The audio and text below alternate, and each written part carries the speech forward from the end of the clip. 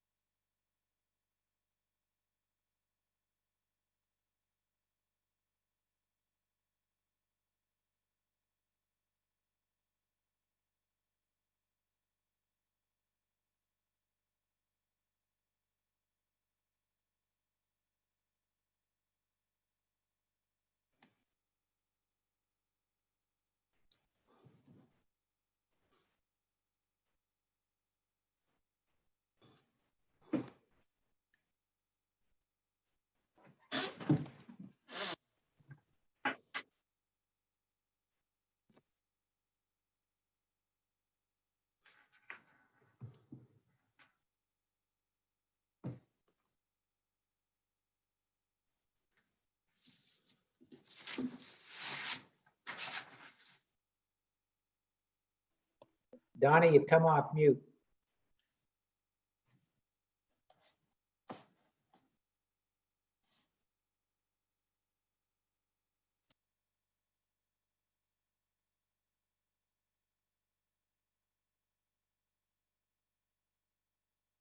Okay, Anita is going to be entering the room, Anita, or Sherry. I'm sorry? Anita should be here. Okay. So we're ready to begin. Yeah, let's just get Anita to unmute and get her camera going.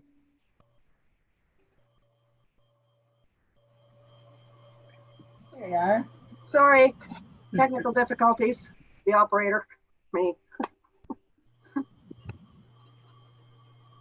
we're good. Right. We are live streaming.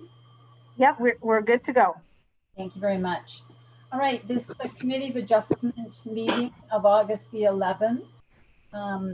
We will call it to order, and I just want to make members of the public, staff, presenters, and members of the committee advise that meetings are broadcast and recorded and made available on the internet. Is there any disclosure of pecuniary interest or the general nature thereof?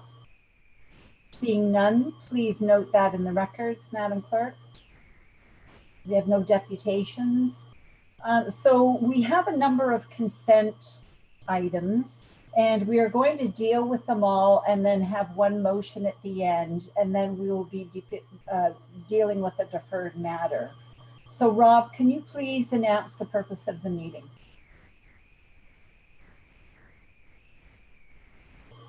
Yes, I can. Thank you, Madam Chair. So the Committee of Adjustments is holding a public hearing in accordance with Section 45 of the Planning Act, as amended, in order to consider applications for relief from Bylaw 2009-021, being the comprehensive zoning bylaw of the Township of Selwyn. Prescribed notice of public meetings were provided by prepaid first-class mail to all residents within a 60-meter radius of the subject properties. Ministries and agencies were circulated via email. The subject properties were posted with a sign advertising the public hearing. The notices were also made available on the Township's website. The notice circulation complies with the requirements of the Planning Act. In order to be notified of the decision of the Township of Selwyn on the minor variance application, a written request must be made to the Township. First application, Madam Chair, before us this evening is application A16-20, as it relates to 2501 Hiawatha Lane in Smith Ward. The owner is a numbered company represented by Ian Haig.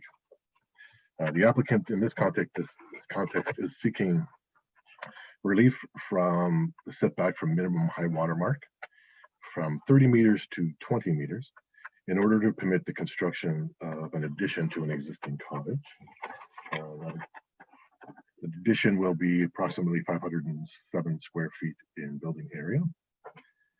I note in my report, Madam Chair, that the provisions in our zoning bylaw do allow for variances to the high water mark to occur, subject to there not being any closer to the high water mark than the existing structure. The existing structure is 16.8 meters from the high water mark, and the proposal is 20, so it complies with that metric in our zoning bylaw.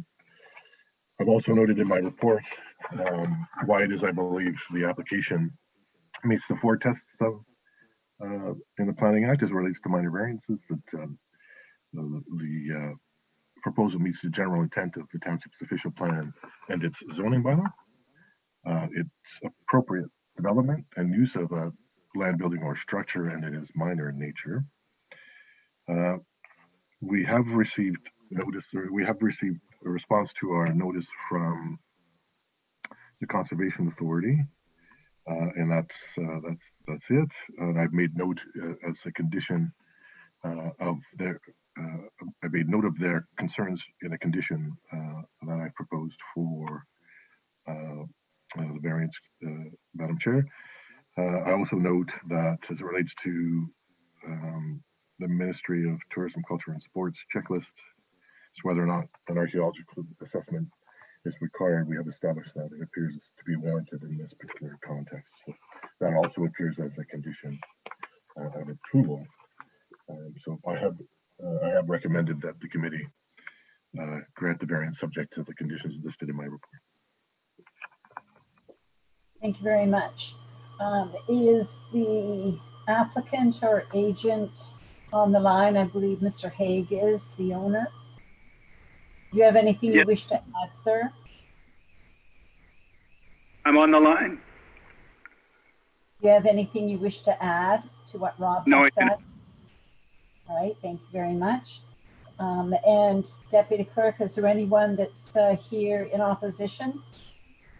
We have no one else here in opposition or in favor of this application. Thank you very much. All right, I'll bring it to committee. Are there any questions with regards to this application? Seeing none, we'll move on to A2220, please, Rob. Thank you, Madam Chair. This application was made by Adam Clarkson, and it relates to 775 Skyline Road in Ennismore Ward.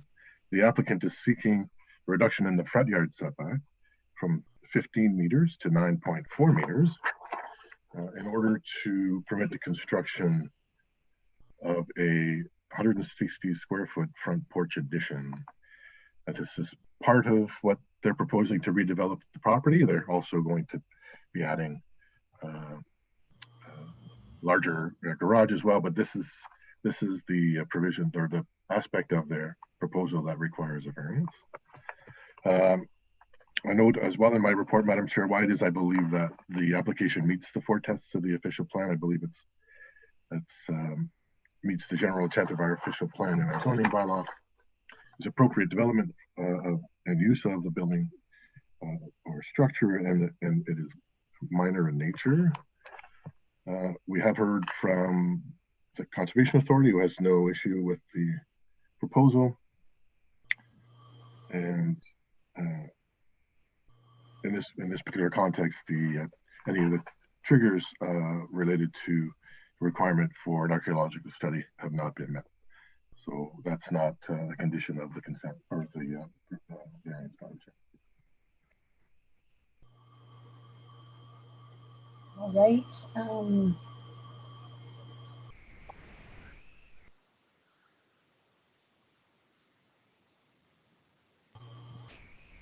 So is the applicant in the audience, Mr. Clarkson? I am, yes. Do you have anything you wish to add to what Rob has said? No, that sounds correct. We're just looking to add a covered deck at this time out front, and down the road will be the garage application.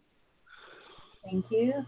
And I understand, Deputy Clerk, there's no one that is present that is opposing the application? That is correct, Madam Chair. Thank you. All right, I'll bring this file to committee. Is there anyone that has any questions? Seeing none, we'll move on to A2320, please, Rob. Thank you, Madam Chair. This application was made by Roger and Brenda Glover as it relates to 1554 Central Line in the Smith Ward. The applicant is seeking to increase the setback between a primary dwelling and a proposed secondary dwelling unit from 30 meters to 61 meters. I note in my report, Madam Chair, why it is I believe in this particular context, the application meets the 4 tests of the Planning Act, and that the application meets the general intent of our official plan and zoning bylaw. Is appropriate and desirable development and use of the land, building, or structure, and is minor in nature. We have heard from the Conservation Authority, who has not taken any issue with the application. We've also heard from a neighboring landowner across the street, who's provided me with his feedback, and also with a copy of a baseline well report that he had completed for the 4 wells that are located on his property. His concerns are related primarily to the implications of the development as it relates to his wells. I think he's had the baseline well report done because of concerns he's had with his wells. So I've read the baseline report. Essentially, it doesn't talk about quantity. It's just sets gives him a report that outlines what the depth of water available at each of the wells. Really doesn't speak to whether or not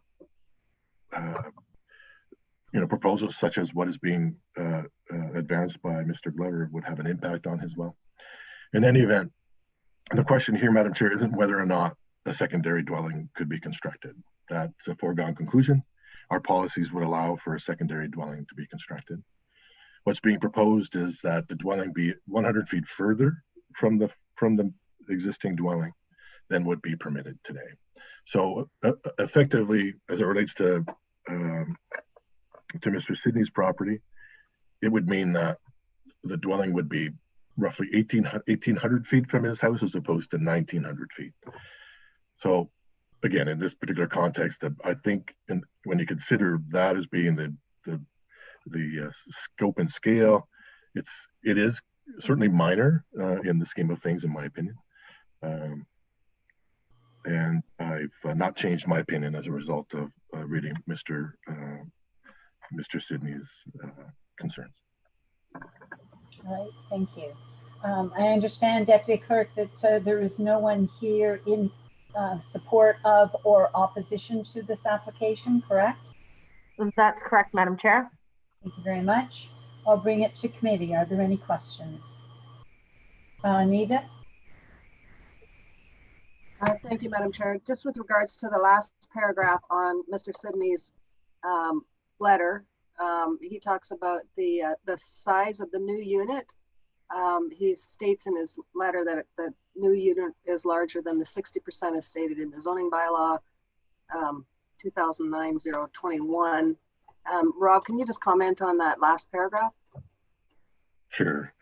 Yeah, so the application is silent on any other kind of variances from the criteria. So at the end of the day, 60%, the 60% that's permitted, the 60% of the existing footprint area of the existing dwelling cannot be exceeded, right? So if what was initially proposed as part of the variance application, or initially described as part of the variance application, turns out to be too large, he won't be able to do what he notes on his plan, and I've talked to him about that. What I've told him is that we'll hold him to 60%, and he's fine with that. So, yeah. All right, Donna? Yes, my question was pretty much exactly what Anita was going to ask, the size of the secondary unit. Rob, am I correct in remembering that it's only allowed to be in existence for 20 years? Well, there are different ways of achieving the secondary units. We until recently had a provision that allowed for what we called granny flats, and those were time limited. Okay. But the new regime, as proposed by the province and as we've adopted, there's no time limit on the existence of the secondary unit.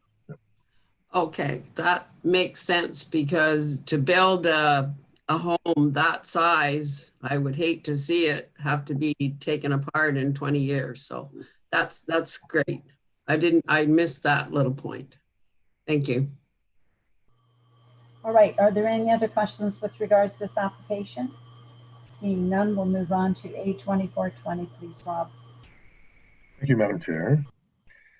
So application A2420 was provided to us by Mr.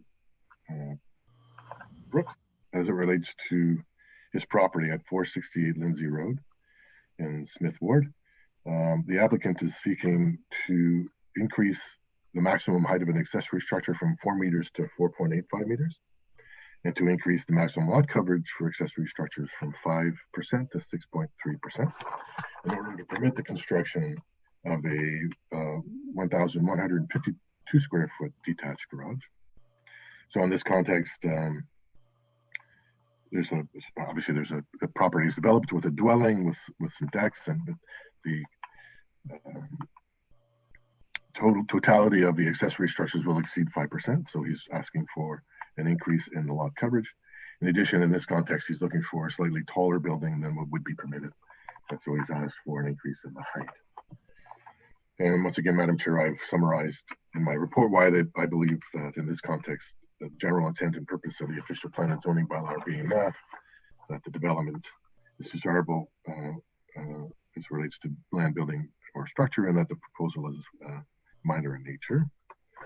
Again, we have heard from the Conservation Authority, and from their perspective, they take no issue with the proposal. In addition, the particular structure is greater than 300 meters from a water body, and so there is no need to conduct an assessment for archaeological or cultural assets. Okay, thank you. Deputy Clerk, I understand there's no one here either in favor of or against this application. That is correct, Madam Chair. Thank you very much. So I will bring it to committee. Are there any questions on this? Donna? Through you, Rob. Rob, will that sketch that was submitted be sufficient, or will you have to have a survey or not a survey, what do you call it? A proper drawing from an architect? Yeah, so in this context, we did have a very clear understanding of the size of the lot, and what the request in this context was, it's a variance to height and to lot coverage. It's not about location and proximity to lot lines. So it's not as critical that we have like a detailed survey as part of the application. So we satisfied ourselves that, based on the accurate depiction of the lot area, that we could do an accurate calculation for lot coverage, and the height of the building is a function of the design, right? So we could establish that without the need for a survey. Thank you. All right, thank you very much. If there are any other questions? Seeing none, we'll go on to A2620, please, Rob. Thank you, Madam Chair. This application is provided to us as it relates to 1732 Westview Point Road. The applicant in this context is looking for a variance to lot coverage criteria for accessory buildings from 5% to 6.9%. has also asked for a reduction in the setback from high water mark from 30 meters to 16.7 meters to a dwelling, and from 30 meters to 14.9 meters to a deck. Again, like one of our earlier applications, we have considered the submission for compliance with the township's setback from high water mark criteria. In this case, again, the proposed reconstruction of the structure, I guess I should step back a minute. What's proposed in this particular application is the demolition of the existing dwelling and boathouse in favor of the construction of a new dwelling and boathouse. So that new dwelling and boathouse will be, the new dwelling will be set back further from the high water mark than the existing structure. So it meets that particular regulation in our zoning bylaw. And once again, I've provided the committee with the summary of why I believe that the application in this context meets the 4 tests of the Planning Act, and that it meets the general intent and purpose of our official plan and zoning bylaw.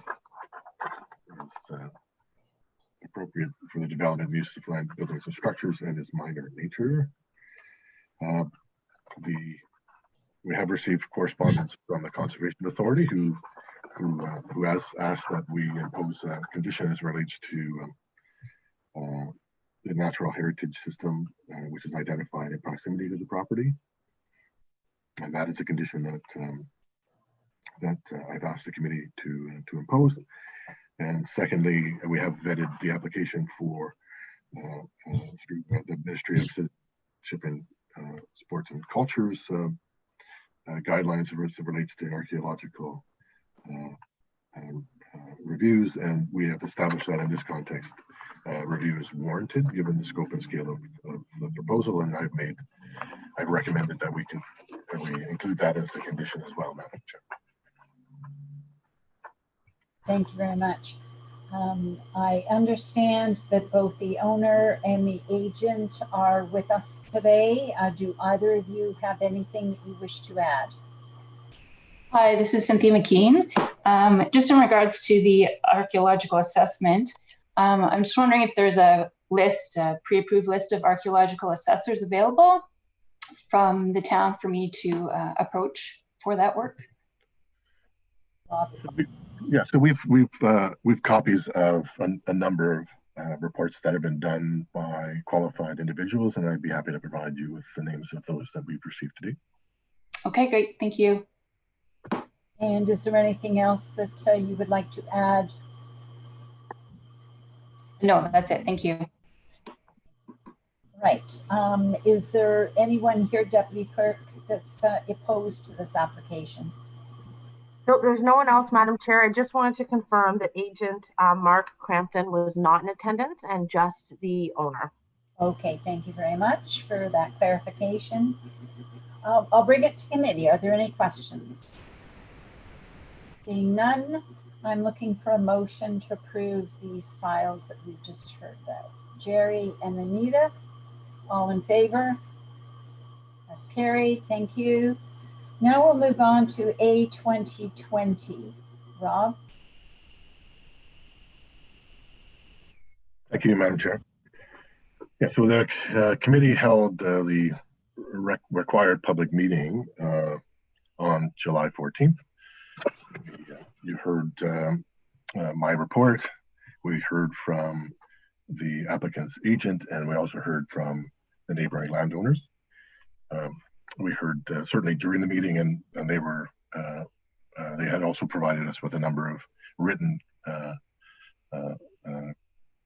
concerns. So what we decided to do at that meeting, Madam Chair, was to defer a decision to allow for the applicant's agent to respond to some of the concerns that were brought forward, and for staff to provide council or the committee, sorry, with an additional report to kind of summarize our thoughts after having considered the input.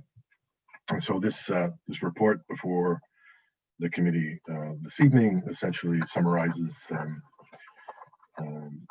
my thoughts, having had an opportunity to consider the input received. We've also included a letter which drafted by the applicant's consultant, which summarized their thoughts on some of the input that had been provided. And the result is that I have made a recommendation that the committee should approve the variance, subject to conditions that I think would address the substance of issues that I believe were germane to this particular application. I'll read them out to Madam Chair so that anybody listening could have the benefit of them. So the first condition would be that the existing vegetation located within the reduced front yard setback, essentially 7 meters from the front and exterior side lot lines, is to remain intact, save and except for the removal of dangerous trees and necessary trimming to accommodate trailers. The setback reduction would only apply to the placement of trailers and would not apply to reduce the setback to permanent structures. And thirdly, that the trailers must be oriented to face the internal trailer park road network, eliminating the option of constructing decks that face Murphy Road and Kerry Line. So that, so we did certainly hear concerns about the implications or the impact that having trailers in closer proximity to the road would have on neighboring landowners and people using, say, the Murphy Road and Kerry Lines. And so this was our response to that. Certainly, there were a number of other concerns that were expressed to us from neighboring landowners. Largely, they were related to matters that are better debated as part of the site plan approval process. I think, Madam Chair, you did outline at the beginning of that meeting that a pretty thorough summary of the Planning Act applications that had been undertaken on this property back in 1999, which essentially set the principle of development for the property. And so that being said, we wanted to focus on what are the actual implications related to this particular variance, and some of the other issues, although meaningful and substantive, are more issues to be considered as part of the site plan approval process. And I believe that there are people in the audience, Madam Chair, that want to provide some additional input. Thank you very much. So I just want to again reiterate that the committee is going to be having discussion with regards to this application for a minor variance to reduce the road setbacks along Kerry Line and Murphy Road. I know that we have Greg Wells in the audience. He's here to answer any questions that the committee may have. And I understand that we had one person who had attempted to contact the office to make a comment, but there were technical difficulties, and somehow it didn't, that request did not come in the amount of time that should have. So I'm going to ask the committee to consider a motion to allow this person to speak to the issue. Andy, you move that motion? Yep. Donna, will you second? All in favor? All right, so I thank you very much. Can we please have the name and address for the record, please? And can you please direct your questions and comments through the chair? Is that you? Yes, excuse me. Yes, my name is Perry Zoff, address 1469 Shannon Drive. Yes, Madam Secretary. Thank you for the Madam Chair for the opportunity to speak here. I'd just like to I have a question, but first I'd like to point out Parkbridge purchased this property 10 plus years ago, knowing the total acreage and the setbacks required for them to develop this property based on the approval from the township in 1999. Though I don't agree with that approval, I'm not disputing that because that has been resolved and apparently it cannot be challenged. My question to the committee is, how can this be considered a minor variance when in fact they are essentially asking for an additional 2.5 acres to develop and profit from? These calculations of 2.5 acres have been calculated directly from Tatum Engineering report that was submitted to the township titled Grandview Cottage and RV Expansion. Their lot line goes from on Murphy Road from Kerry Line to Shannon Drive is 725 meters minus 2 residential lots, number 1443 and 1441. They were severed off separately for a combined of 133 meters. Therefore, they have a total of 592 meters on Murphy Road. Shannon Line lot line from Murphy Road to Eastview Drive is 600 meters. So that's a total of 1,192 meters, and they're asking for 8 meters additional setback, which equals 9,536 square meters. Now, there are approximately 4,046 square meters into 1 acre. That computes to 2.37 acres or 0.95 of a hectare in metric. My question is, how is that considered a minor variance when that's a lot of land that they're asking for? When they purchased this 10 years ago, they knew what the acreage was and they could develop on that acreage at that time. And obviously it benefited them at that time to build those, put those units on at the acres the way it was. Thank you, Rob.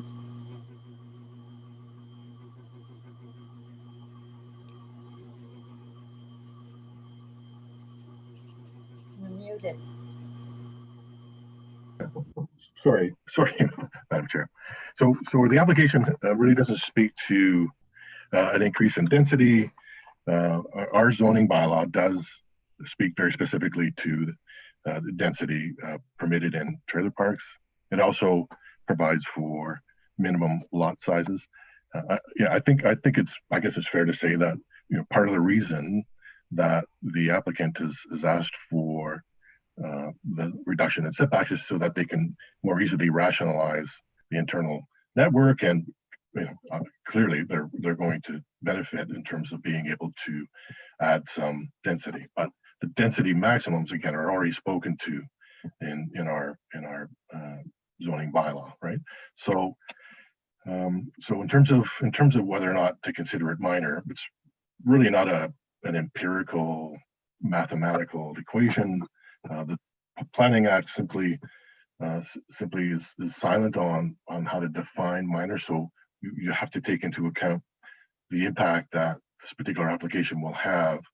And in this particular context, we've focused on the fact that the reduction is to a distance that's measured from 2 existing roads to the back of trailers. And we've said that could have an impact on the community, and that you know people who are driving by it'll be easier to see the backs of these trailers. And so we've said, I think it's important in that context, or appropriate in that context, to ask the developer to mitigate that impact. And so we've recommended some conditions that we believe will have that effect.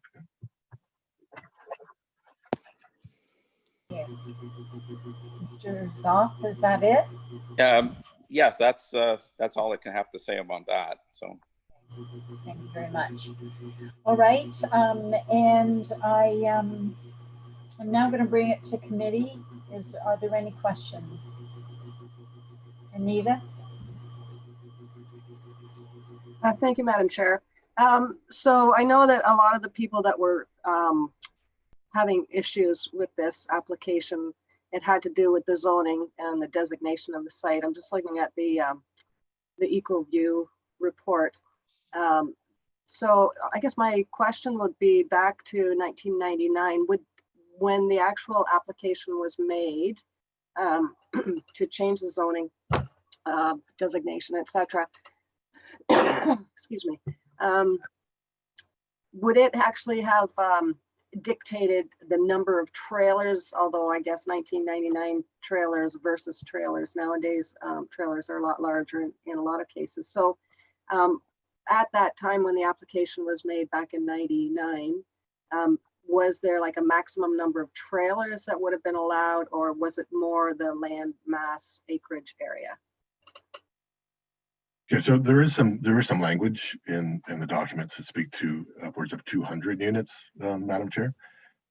What's going to dictate in this context, and we can spend a bit more time, I guess, on the next step, right? So I think regardless of whether or not the committee approves of this variance, the applicant is going to proceed with some additional development on that property. That's going to entail going through what's defined as a site plan approval process.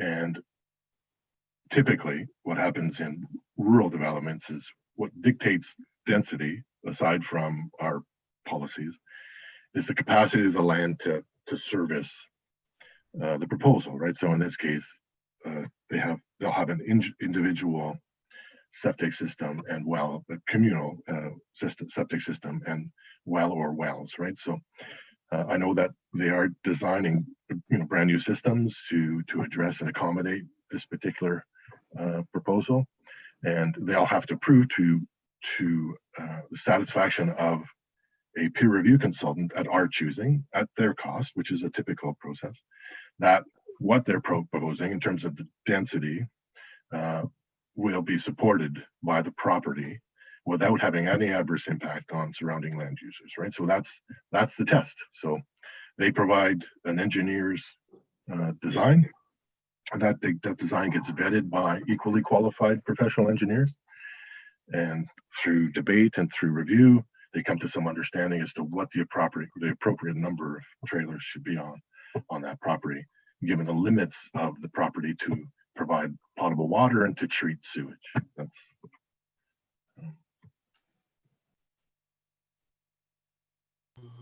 Donna. Yes, through you to Rob. I have a couple of questions. I see that on the site plan that was attached, they have phase 1, 2, and 3, and phase 1 looks to be the development of the sites along the two roads, Murphy and Carey. I just wanted to be sure that with this minor variance, and I think I know the answer, but I just want to make it very clear that they can't even proceed with putting trailers along there until they sign, have all their studies done, and they come to an agreement on a site plan with us. Is that correct? Yeah, that's correct. Okay, that's good. And I had one other thing, if it's okay with you, Madam Chair. In your conditions, you mentioned trimming of branches that would interfere with the placement of trailers and the removal of dangerous trees.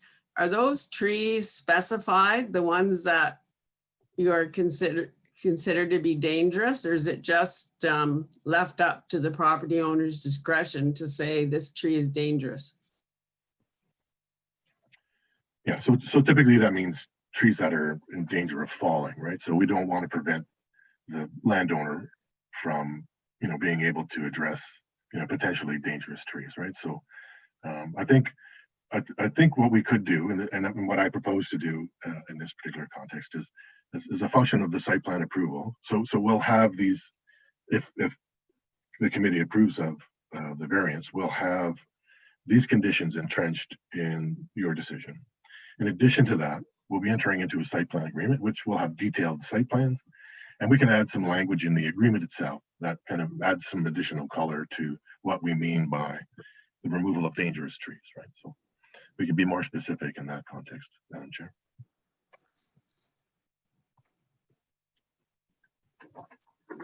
A follow-up? So so that I'm clear, Rob, the dangerous trees would not be made specific until the site plan, or would you make that specific in the minor variance? No, I think at this point, the intent here is to preserve healthy trees within that 7-meter setback area. That's the intent, and by dangerous trees, I mean we could get more specific. I don't envision having them do because there's quite a number of trees. It's certainly there's one area that's very densely treed. We wouldn't have them do, say, an accounting of all the trees there. We would just say, look, for you to remove a tree in these areas, we have to establish that it should be removed because it's a danger. Otherwise, they should all stay, right? That's essentially what we're saying. All right, thank you. Andy. Thank you, Madam Chair. Through you to Rob. Rob, the question is similar to what my colleague said. Could you enunciate in just a bullet form exactly what things get addressed under the site plan? Yeah, I can. I can try to summarize that, Mr. Chair. So the principle of development that was established in 1999 was pretty broad. So it said essentially, in addition to the existing area that you have that's designated for trailer park, we're going to allow you to expand your trailer park into some additional areas. When you get to the point, so that's kind of just sets the table, right? So that anybody who from that point forward, who's looking at purchasing property in the area, understands that in addition to the existing developed trailer park, that at some point in time, there will be some additional development that occurs that's similar to the trailer park that's existing. But behind that, there's a need for to get more specific about just what that means. So in this particular context, the applicant needs to show to the satisfaction of our peer review consultants that the property can be developed in a way that meets the current standards as they relate to the provision of potable water without adverse impact on the aquifer for other aquifer users, the provision of sanitary treatment facilities, again, on the site without any adverse impact on abutting landowners, that traffic can be accommodated on the existing road network, again, without exceeding the capacity of the existing road network, that traffic sight lines are appropriate and available. And so all that means that, as part of the submission that the applicant will make to the municipality will be a series of reports, environmental impact study, a servicing study related to water and sewer, a traffic study. All these studies will come to us, and we'll accept them, of course, and we'll accept also a deposit from the applicant, and that deposit will pay for the costs associated with having equally professional and equally qualified individuals review that submission for compliance with the standards of the day. And until we're satisfied that the standard's been met, we won't execute an agreement. Thank you, Rob. So essentially, the concerns that were expressed in respect to water, wastewater, traffic will all be dealt with in terms of the site plan agreement. The site plan agreement, is it subject to a public meeting? It has to be. It's not, Mr. Chair. It is a major application, so it will be before council for approval. So it'll be at a public council meeting. Yeah, that's correct. So the protocol that we follow is we have to advise agencies as part of the Planning Act application. We may advise neighboring landowners, and we've committed in this context, Madam Chair, that what we would advise not just adjacent landowners, but all the landowners who have shown an interest and have asked for an opportunity to provide input. They will be provided an opportunity to provide their thoughts, and we'll provide council as a function of the report that comes with the site plan agreement, with a summary of the sort of input that we received from neighboring landowners and from agencies, etc. Thank you, Rob.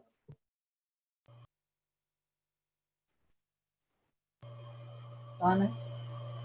Yes, through you to Rob. I know the property would have to be examined before you could answer this more specifically, but there could be a potential that there would be endangered species on this property. So would that be asked for, or would it just be observed and then asked for if something was observed? How does that trigger a study or a requirement? Yeah, so there will be there has been, I believe, an environmental impact study completed already. I don't know if Greg maybe can shed some, Greg Wells, who's the representative for the applicant, if he could shed some light on the scope of that study. Yep, absolutely. So yes, you're right, Rob. An environmental impact study has already been done. It's not, I wouldn't say completely finalized, but that would obviously be subject to review by, like you were mentioning, your peer review consultants once we make the submission for site plan. In terms of species and significant areas on the property, there were none identified. Typically, the Ministry of Natural Resources maps wetlands and woodlands and whatnot. However, through the conduct of the environmental impact study at the north west portion of the property, there was a wetland discovered that wasn't previously mapped or identified. So the layout and whatnot that we're considering and hopefully looking to submit respects both the wetland that was delineated by the consultants that the owners hired, as well as a 30-meter offset from it. And so beyond that, the only other potential, I mean, the shoreline of the lake, but it's largely sort of, recreational currently. So, but other than that, there were no other species endangered or otherwise that were considered to be significant on the site. Thank you.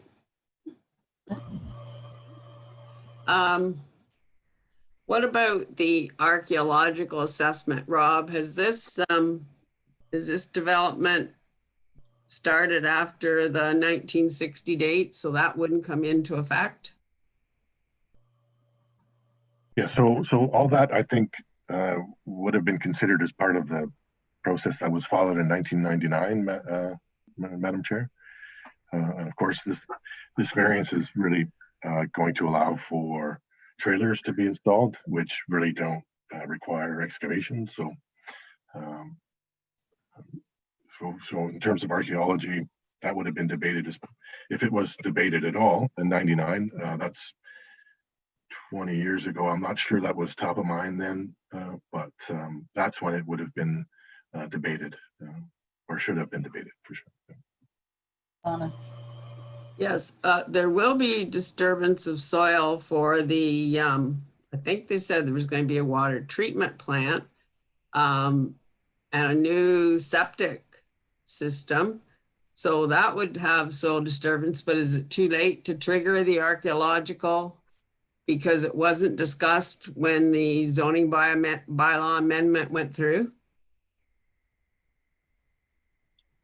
Yeah, so it may be that as a function of the site plan approval process, we may ask those types of questions, Madam Chair.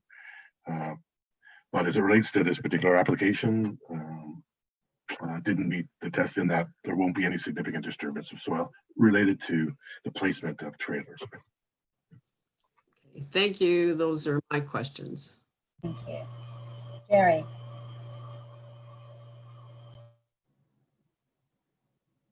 You're muted. Yeah, I had it on the screen. Donna, you mentioned about the endangered species. Rob, is there a mechanism in there to prevent a wild goose chase? Say somebody says, "Oh, I saw this six-toed rare frog from Southern Africa," to delay this project? Well, I think Greg kind of noted that certainly the ministry keeps records of any sightings of endangered species, and it's incumbent upon their environmental impact assessor to also identify any that they may witness as part of their review. So it's I guess it's a two-part. They do a tabletop review of any sightings, and again, those records are maintained by the ministry. And any sightings that they would have, any sightings of endangered species that they would have noted, they would have to provide and comment on. So I guess we haven't seen the environmental impact study yet, but that's something that we will review as well as a function of the site plan approval process.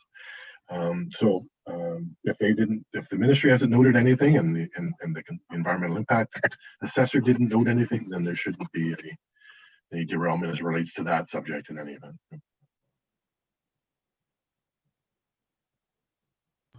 All right, there are no other questions? Madam Chair, Perry's off still on the line and he is raising his hand. I'm not sure if council's done deliberating and if we want to provide that opportunity or not. Yes, I will allow it if we are discussing the road setbacks. I have allowed leniency for some discussion that really had to do with site plan because I know there are a lot of people that are on the line listening.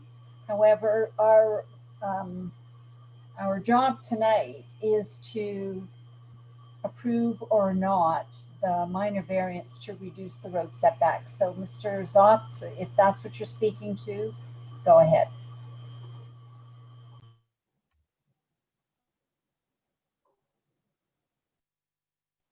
And you're muted. Sorry, hello. Thank you, Madam Chair. I'd just like to address regarding the trailers in that there will be disturbance of the soil because of each trailer will require minimum 30 amp service, which has to be dug down according to Hydro One, at least 1 meter below surface. They will also need sewers from each individual trailer that have to be dug down. I believe it's 18 to 24 inches. So there is definitely disturbance around the trailers as well, not including the sewage and everything like that, but to each individual trailer, they have to have a certain depth requirement dug for their services. So that it does have an impact on the environment as far as archaeological or that type of tree roots and things like that. Okay, thank you very much. All right, I'm going to pose the question to the committee for a motion. Moved by Jerry, seconded by Anita. All those in favor? That is carried. Thank you very much. All right, we have no correspondence. The minutes of the Committee of Adjustment meeting of July the 14th. Can I move by Anita, seconded by Andy? All in favor? That is carried. Our next meeting will be held September the 22nd. Motion to adjourn. Jerry and Donna, all in favor? That's carried. Thank you very much. And we will take a few minutes before our council meeting begins. Be about 5 minutes. Thank you.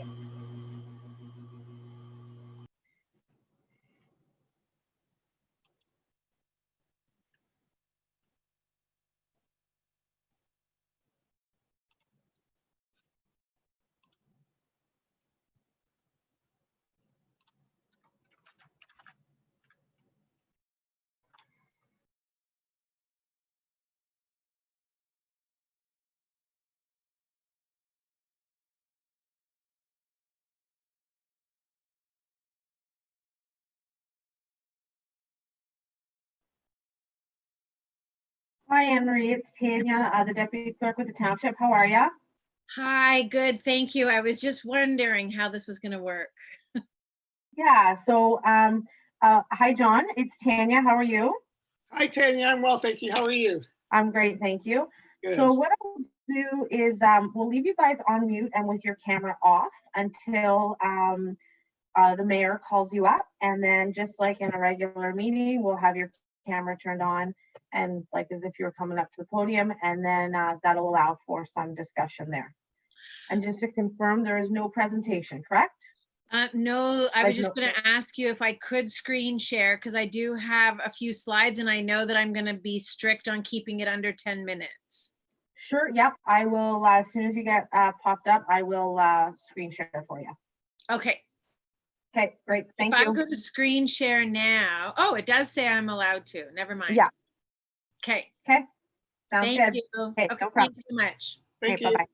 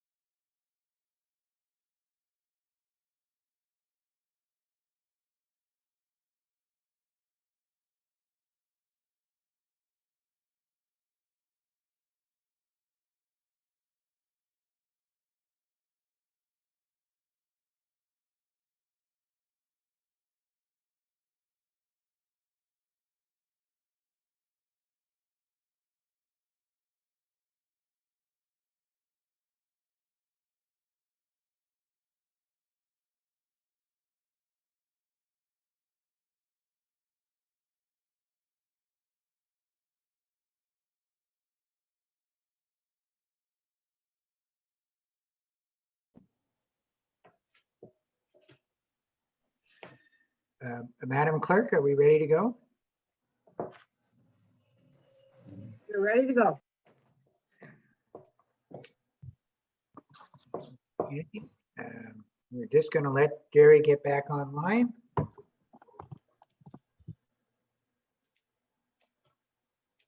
We have a bit of a technical problem.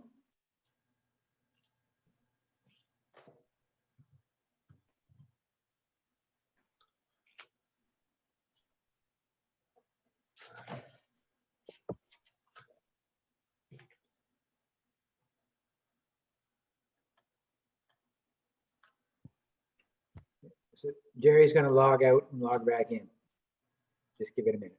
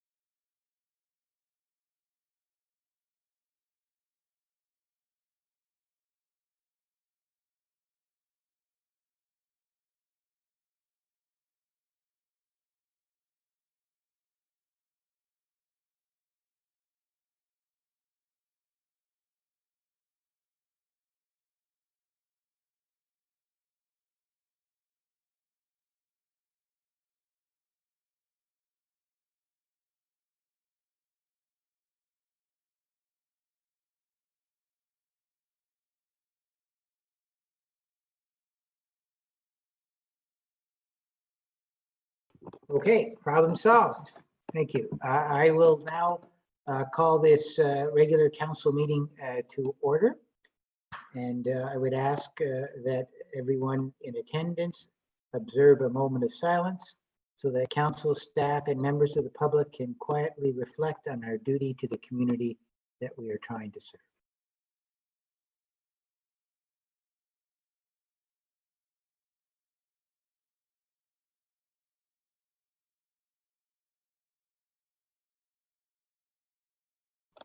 Thank you, everyone. The members of the public, staff, presenters, and members of council, please be advised that meetings are broadcast and recorded and made available on the internet. Colleagues, are there any declarations of pecuniary interest in the general nature thereof? Madam Clerk, I would like you to note that I am declaring a conflict on item 6A in the correspondence section. My son is a member of the board of directors of the organization in question. Any other declarations? Madam Clerk, please note that there were none. We'll first do the minutes. We have before us the minutes of the regular council meeting of July the 14th and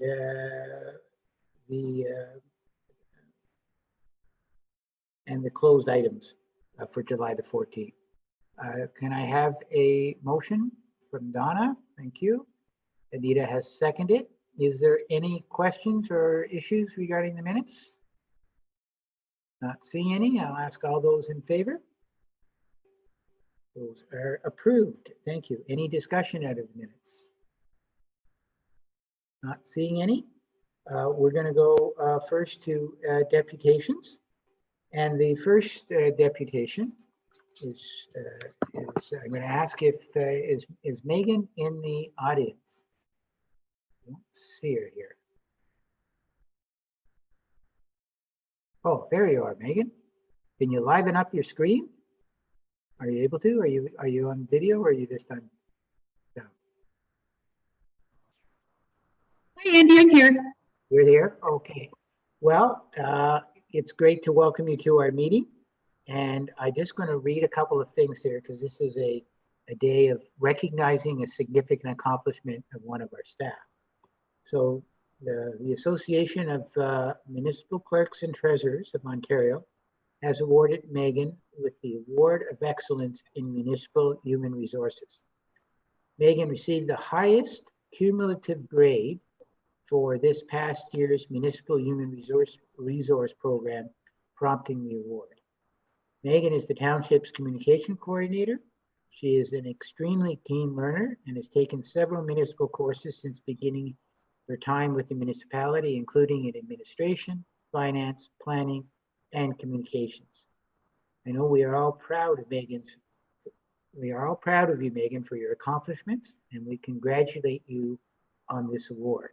Well done, and thank you for your service to our community. And I'm just going to ask if you'd like to add a few words. No, thank you very much. Yeah, I was a little surprised getting the email from AMCTO, especially during COVID. I got a nice award in the mail as well. I wasn't too sure if I should be opening it because it said it was from the States. So, but it ended up being a nice little crystal apple. So thank you for your kind words, and I really appreciate it. Well, thank you very much. Does any members of council like to say something? No, I think we're all proud of you. Okay, Anita, go ahead. Oh, I just wanted to add that we are very proud of you, and you're like a ray of sunshine when the office was open, and we're looking forward to the offices being open again because your smile lights up everything around you. So congratulations. Thank you, Anita. I can't wait to be back too. Thank you, Megan. Just before we move on, Councillor Heron is having a bit of a challenge. So, Jerry, do you want to try to see if we can hear you?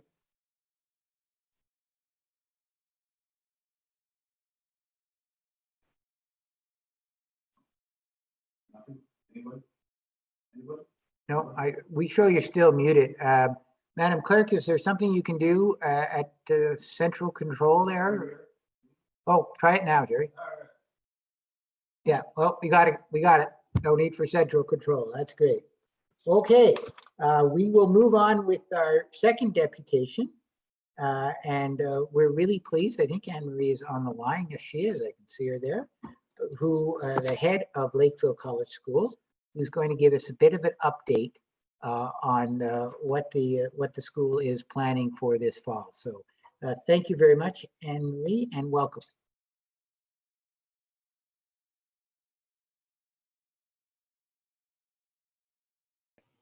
Can everyone hear me?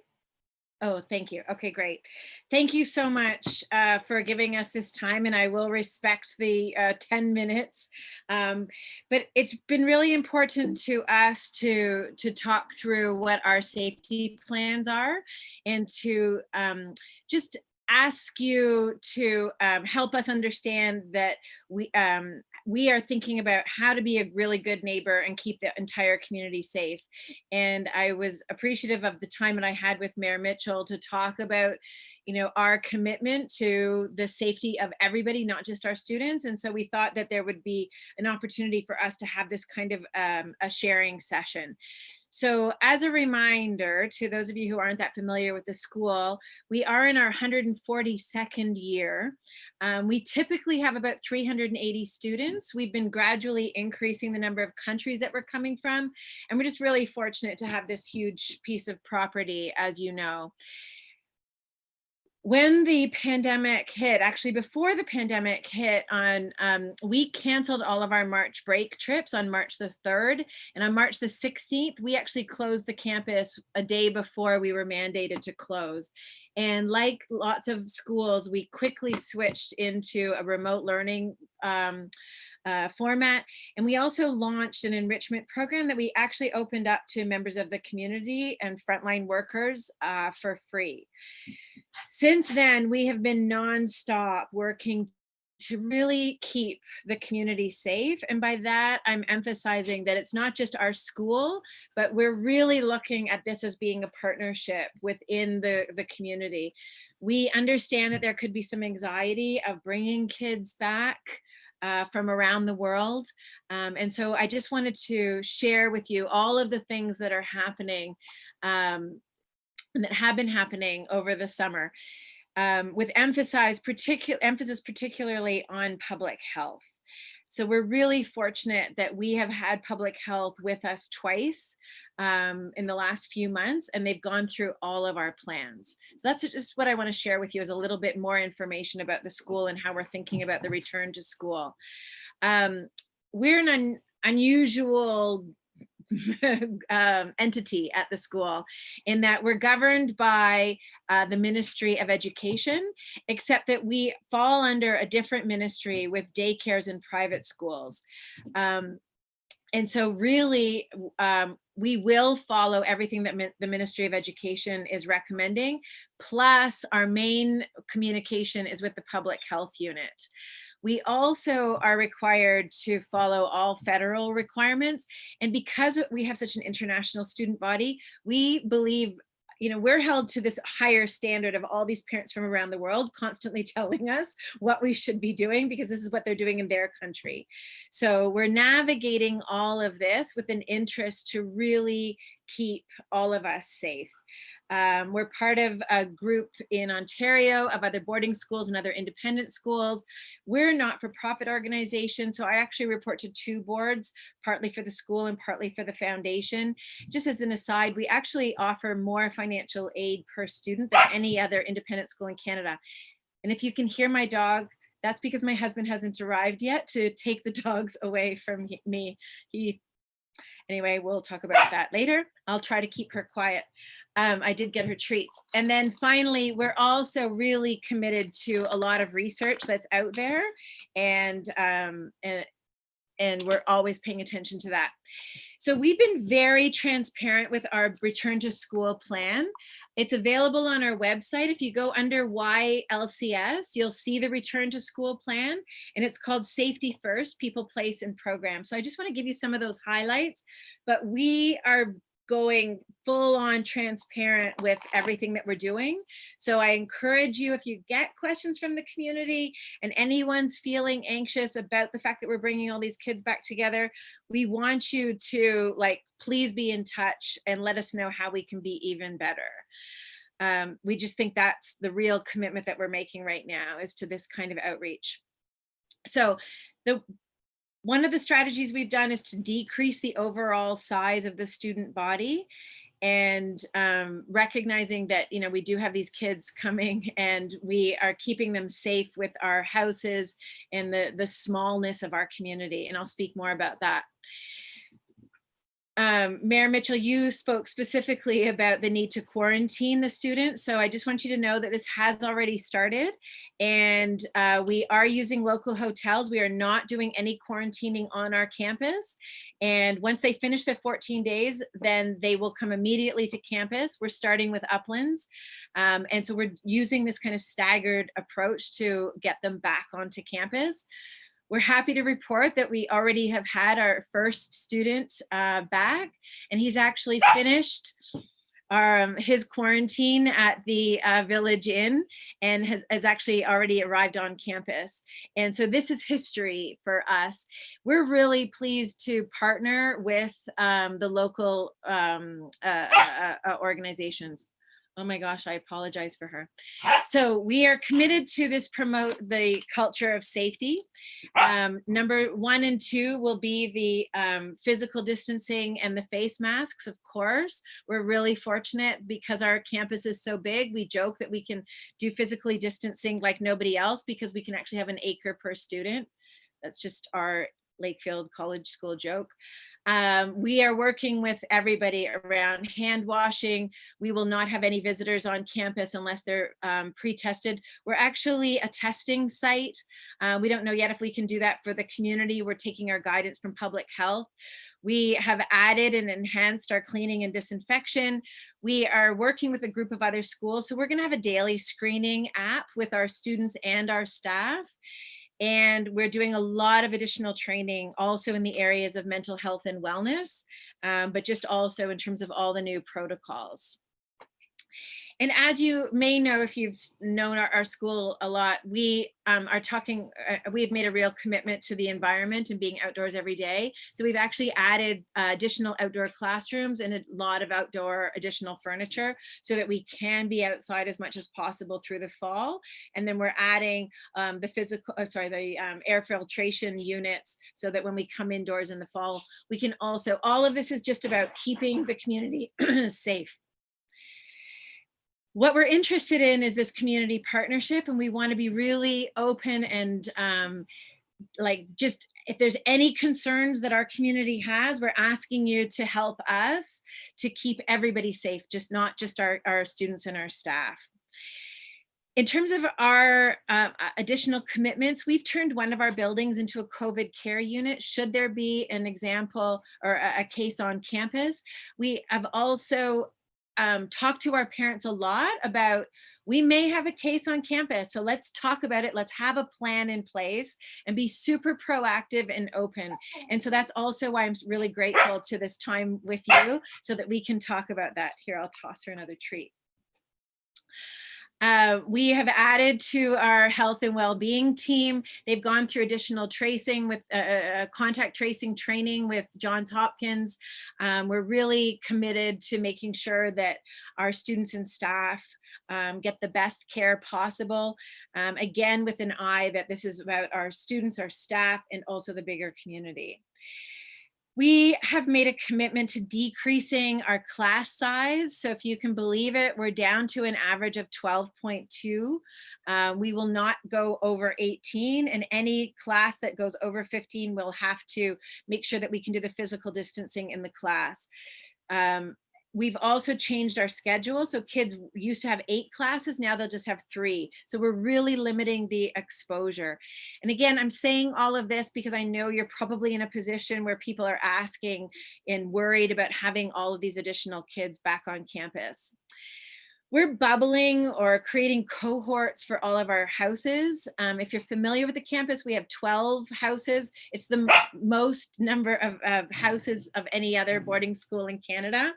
And so we're just in the same way that our kids, our day students will go home to their families.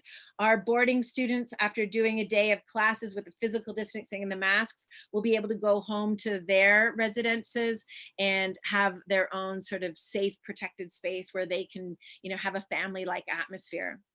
We have a policy with no visitors except for essential services and only by appointment. So we won't be welcoming people on campus, which really goes against the culture. We love to be very open and welcoming. We will not do that this year. And we're making this commitment to be as communicative as possible. We really want to work hard to keep the entire region community safe. Although we recognize that we may have a case and we want to be, and we are prepared for that. As my board chair says, hope is not a strategy. We need to prepare for the worst. So we've done a lot of work this summer, and now we're at this phase of sharing our plans so that we can just be willing to take your questions and any concerns and help the community really feel safe going forward.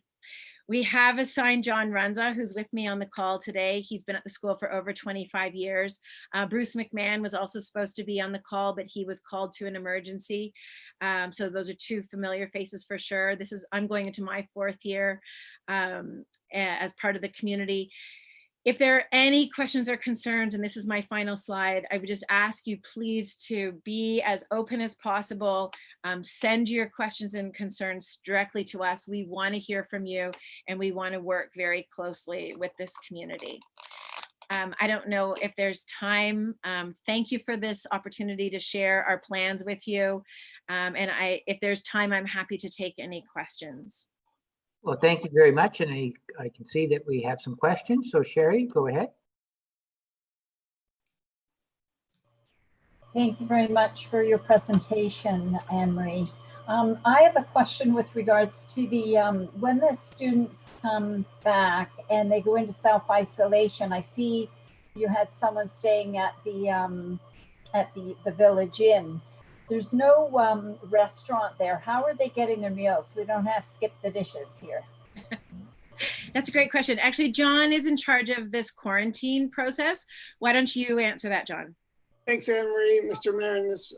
Deputy Mayor. So we are providing our own skip the dishes. So we have staff that are like supervising our students that are in quarantine 24/7.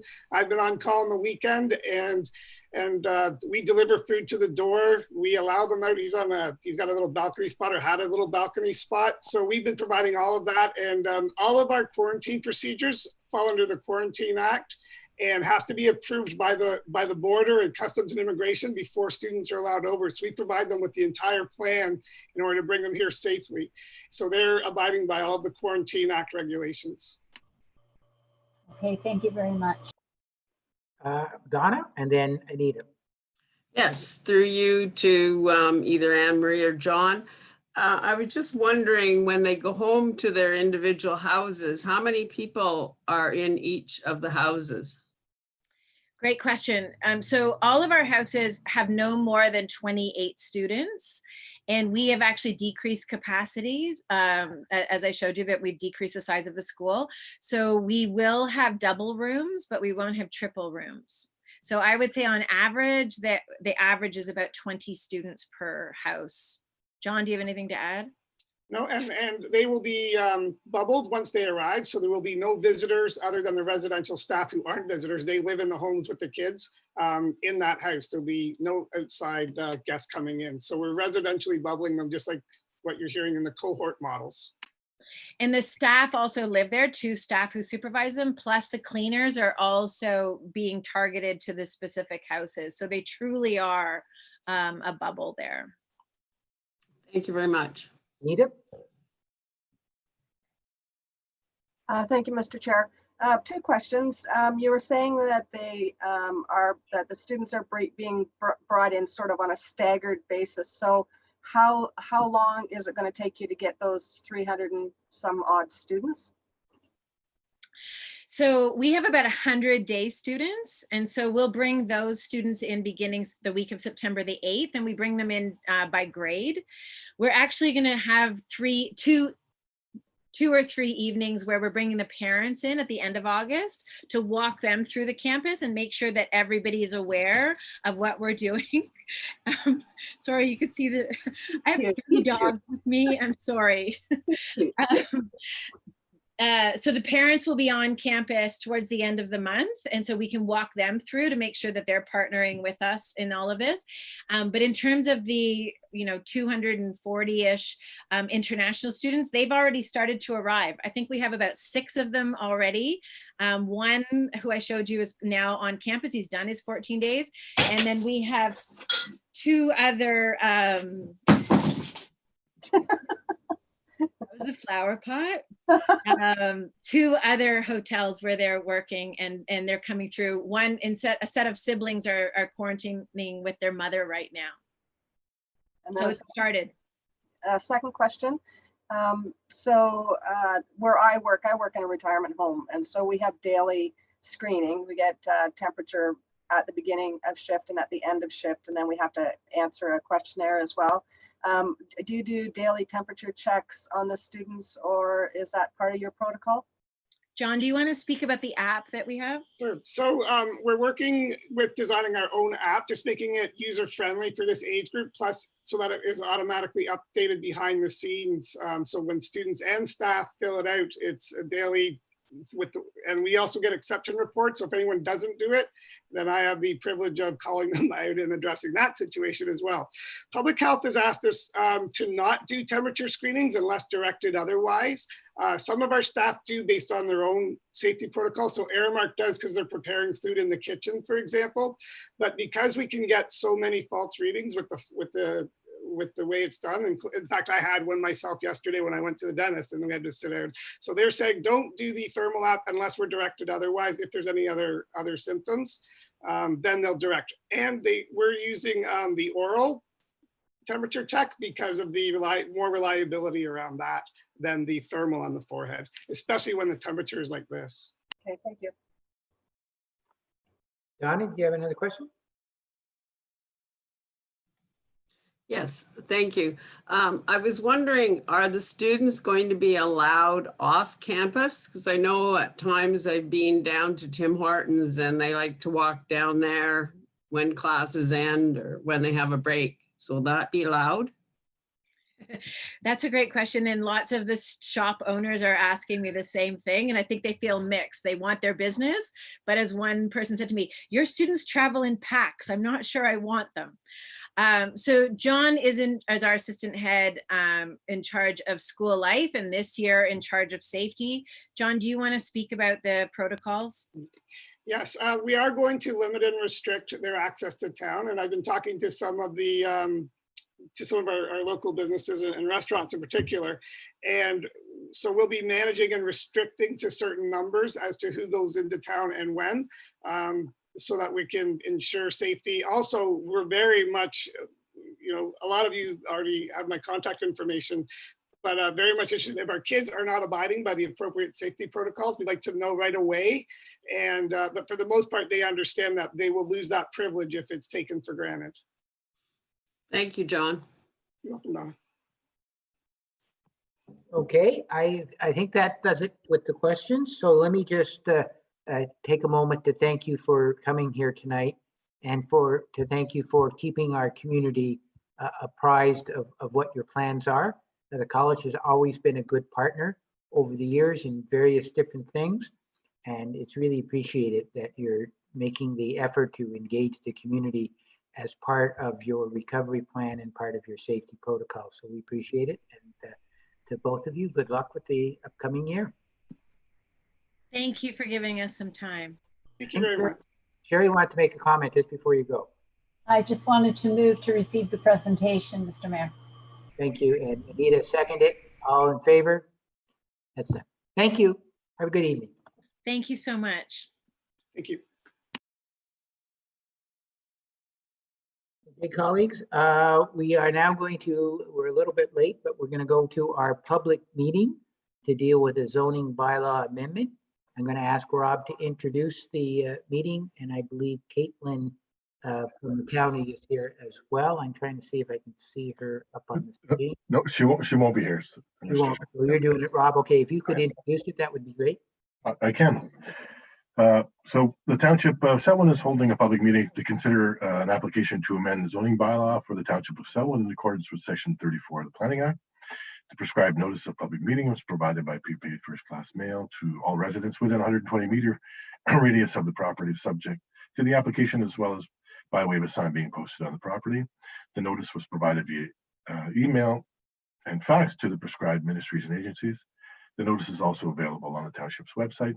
If a person or public body does not make oral submission of the public meeting or make written submission to the Township of Selwyn before the bylaw is passed, the person or public body is not entitled to appeal the decision of the council of the township to the local planning appeal tribunal, nor can a person or public body be added as a party to the hearing of an appeal before the LPAT unless, in the opinion of the tribunal, there are reasonable grounds to do so.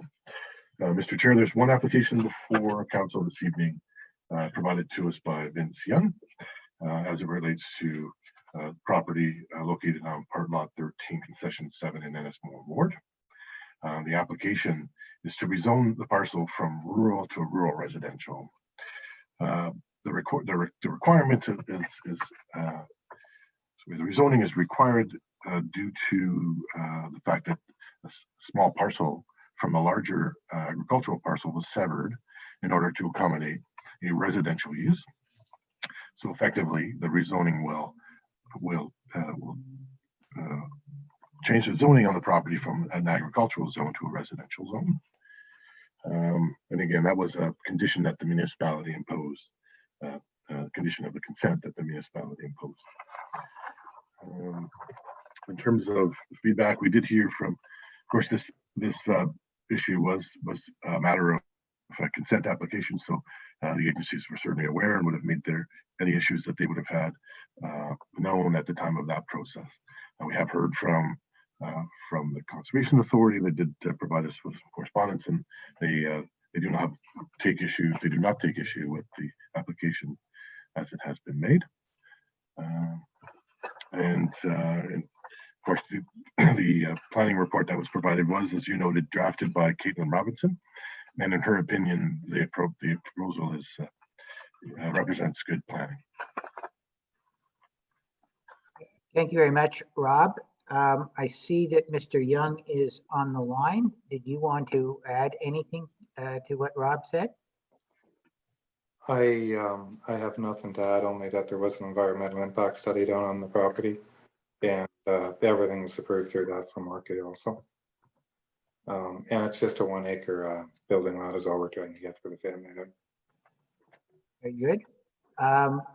Madam Chair, I don't see any, Madam Clerk, I don't see anybody else who is in attendance who would be either wanting to speak in favor or against. Is that correct? That's correct. Okay, I'll now ask for council. Does anybody have any questions or comments? Not seeing any, then we will need a motion. Donna, seconded by Anita. All those in favor? That is carried. Thank you, everybody. Appreciate that. Okay, we'll move on with the agenda. Question period. Normally, we would have members of the public who would be in attendance. As an alternative, members of the public have the opportunity to put forward a question up until 4:30 before our committee starts. I checked with the clerk, and there were no questions. And Madam Clerk, just to confirm that is still the case? That's correct. Okay. We'll move on to municipal officers and staff reports for direction. There are none. So we will go to the consent items. Does anybody want any items pulled? I see the deputy mayor. Yes, 6A1.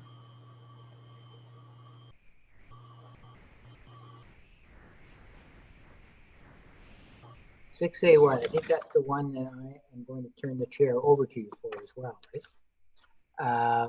Okay, is anybody else want anything pulled? Donna?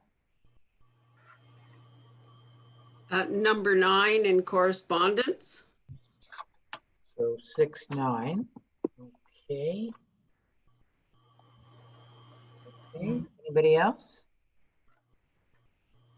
Okay, I am going to ask for 5A, 6-4, and 6-6.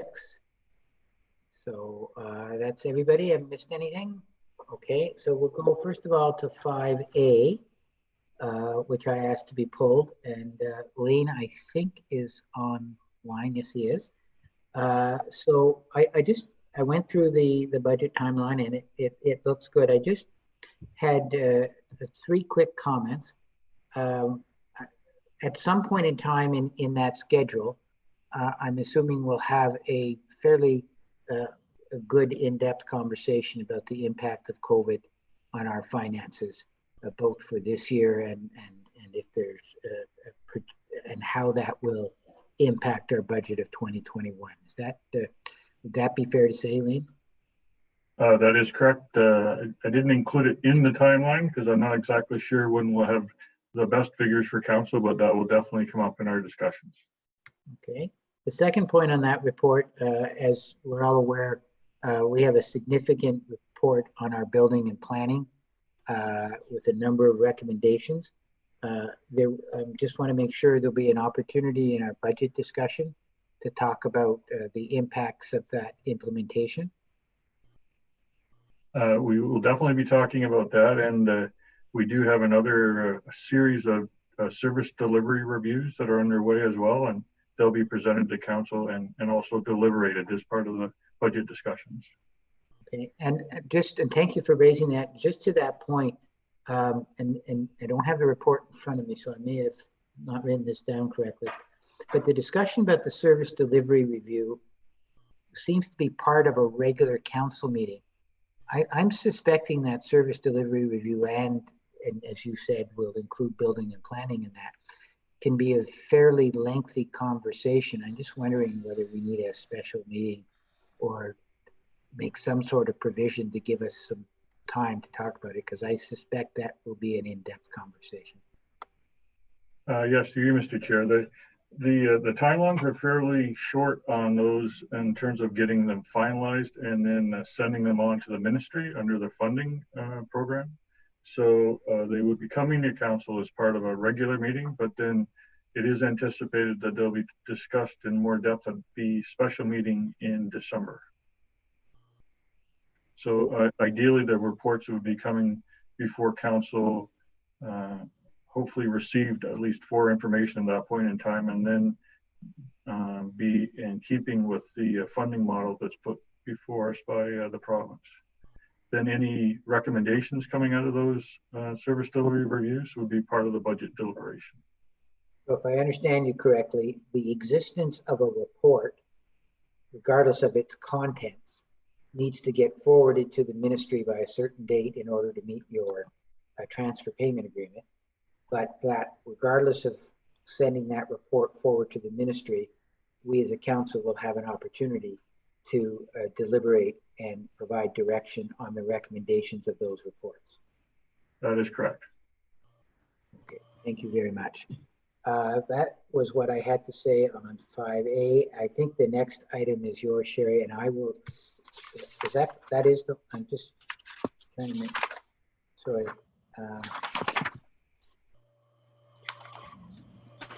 Bear with me, please. Yeah, 6A1, I've declared a conflict, so I'm turning the chair over to you, Sherry. Okay, thank you very much. Does anybody on any other members of council have any questions with regards to the recommendation that's been put forth? Okay, I do have a couple of questions, and I guess I'll direct them to Angie. It mentions, first of all, that we will express our support to the province. So we'll be sending this to Doug Ford, MPP Dave Smith, and I would like to go to Minister Lecce, who is the Minister of Education. One of the things that we talk about here is that we are supporting additional funding, but they also are having a problem because they can't use volunteers. And I think it would be proper to ask for support for them to allow them to continue to use volunteers. I don't know what the rest of my colleagues feel about that, but that was one of the things that they were having a problem with. So I'd like to amend it. And the recommendation would say to for additional funding and the use of volunteers to assist with mandated additional expenses. Can I have a seconder on that? Anita? And, oh, can I move that? I'm in the chair, Madam Clerk. Yeah, it would be better if somebody else could move that. Okay, Donna, and seconded by Anita. And if it could be sent to the Premier, Dave Smith and Stephen Lecce, because the Ministry of Education looks after the child carers' ability to use volunteers. So Donna, would you? Sorry. All right, we can definitely add that. Donna, would you be prepared to add that to the motion? Anita? Thank you. All in favor? That is carried, and we can bring back the chair.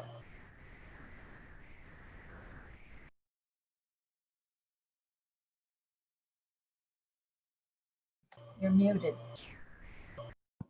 Thank you. We will then move on to the next item that was requested pulled. That would be 6.4. That was me. That has to do with the transportation grant.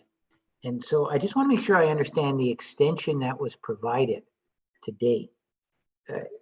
If I understand correctly from the letter, they haven't actually extended the time that we can finish the project. They've only extended by 6 months when we can start the project. So the project still is constrained even more so, because if we take a 6 month delay, we don't get to add that 6 months on the end. it's just a shorter program. Do I understand that correctly, or have I misread it? Whoever. That is correct. So they've given us an extension to start it, which would be to January 24th of 2021. But there is no extension at the back end. So they have acknowledged that we have made that request and are considering it, and we are still hopeful that the funding will be extended to 2025. Or sorry, 2023.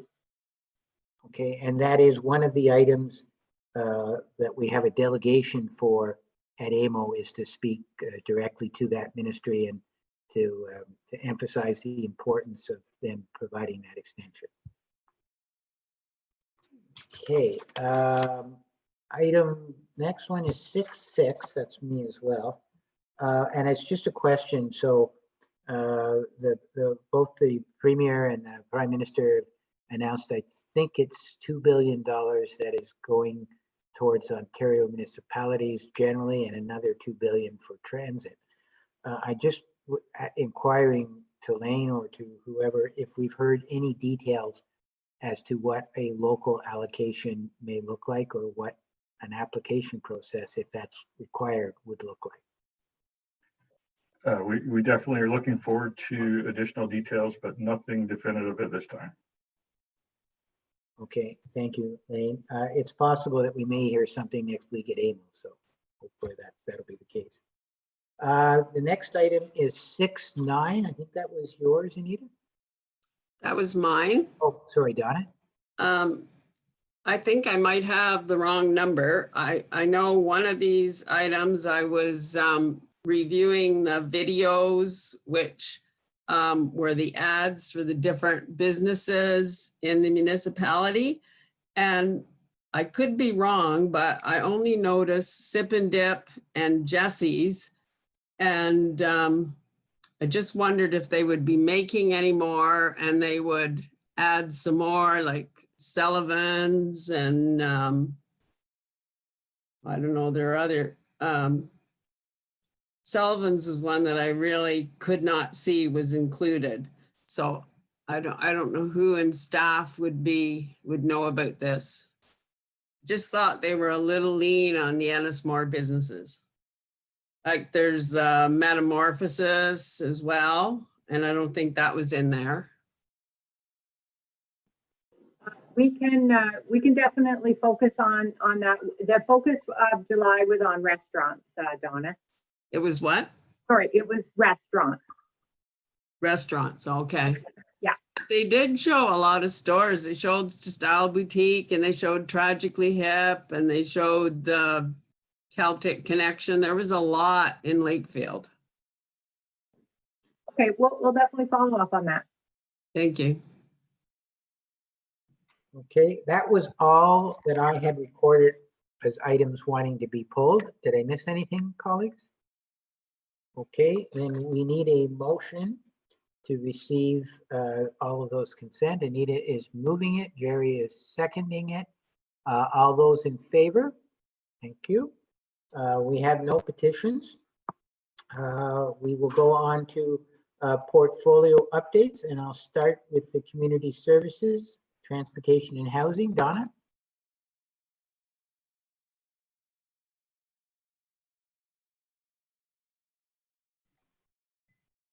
Sorry, I forgot about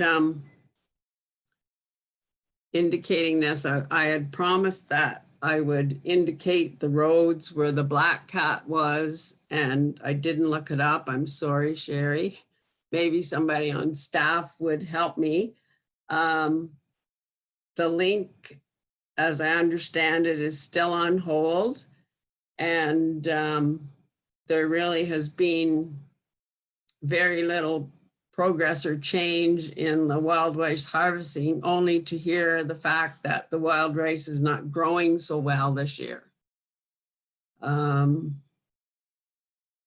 Library board, we're going to have a strat plan meeting in August, and a pre-budget planning meeting, because we will have a deficit. So we wanted to talk about that.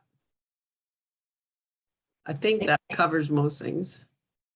Thank you, Donna. Was there somebody on staff that could respond to Donna's request regarding locations, or should we go back next time? I could do that, Mr.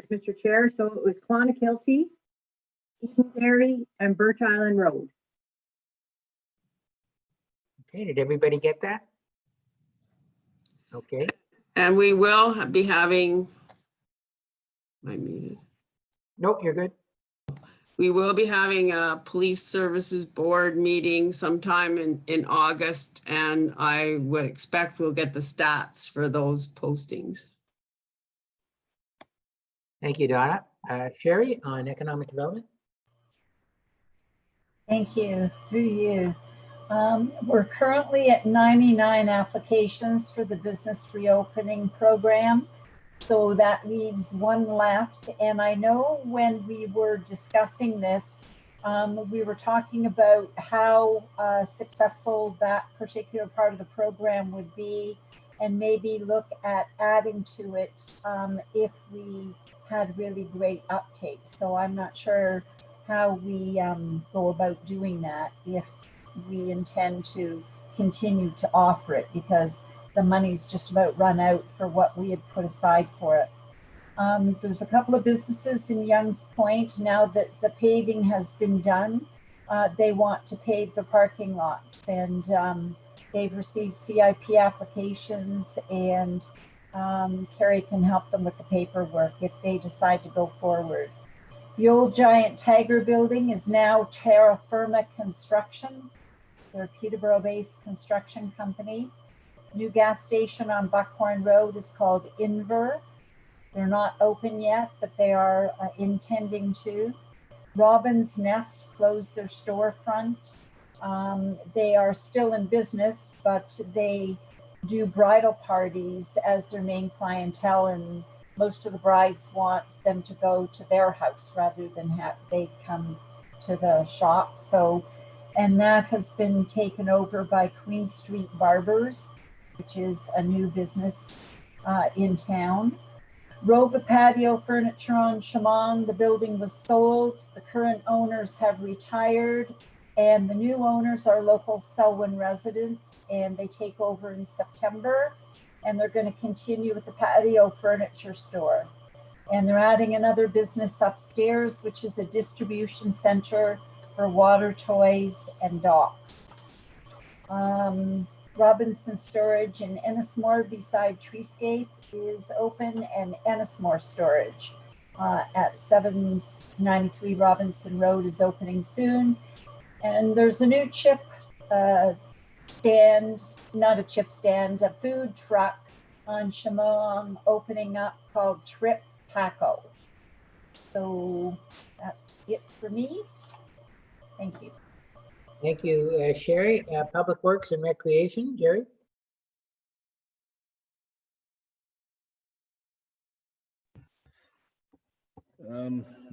You're just like Stu's News, Sherry. So in Parks and Rec, Mike was on holidays last week and finished off today, and I was able to get a hold of him. So he's been in touch with the user groups and the OHF, which trumps the minor hockey associations like the OMHA. They've got a policy in place right now, basically 3 phases, 1 to 3. And then they've got an alphabet attached to it. So 1 to 3, and then A, B, C, all the way down to F. So right now they're in A or 3A, which means you can practice, but not more than 10 people, and you can play hockey, but not more than 10 people. And is the goal, the end goal when they finally get to F is for everybody to play this year, which will happen. It's just a matter of time. So Mike's every second day, I guess he's talking to them quite a bit. Public Works goes Strickland Street's almost done. So once we're done there, we'll build Duro. And they're starting the sidewalk in Young's Point either Thursday or Friday to get that project complete. Other than that, that's it. Thank you, Jerry. I'm just taking a note here. We seem to have lost the deputy mayor. Am I seeing the screen properly? No, she's disconnected. I'll be in touch with her and try to get her back on. Okay, thank you. Guess we could go ahead with your report, Anita. So.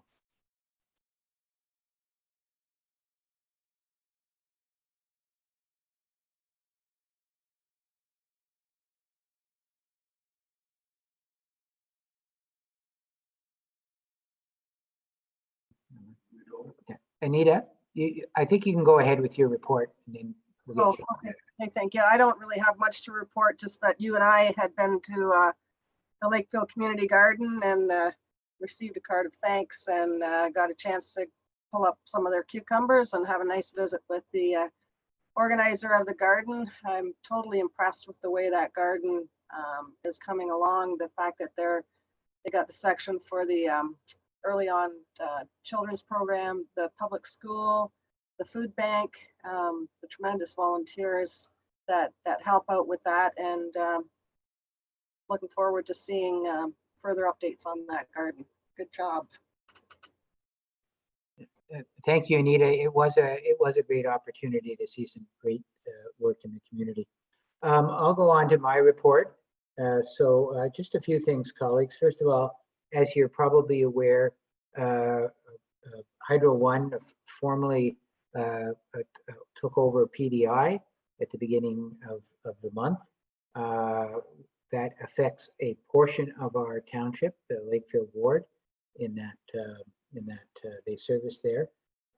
They are creating an advisory group made up of the mayors of the communities that are involved. So it's ours, Asphodel, Norwood, and the city of Peterborough, where there's an opportunity to talk to them about the transition.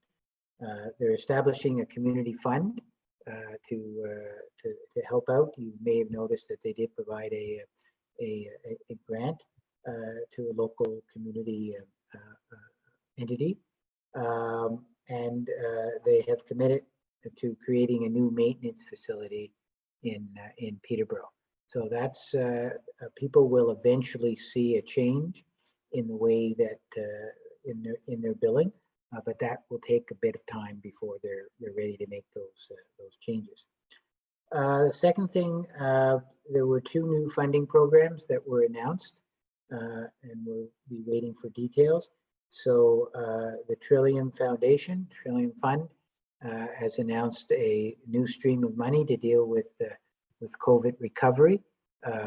Municipalities under 20,000, which includes ourselves, are an eligible applicant.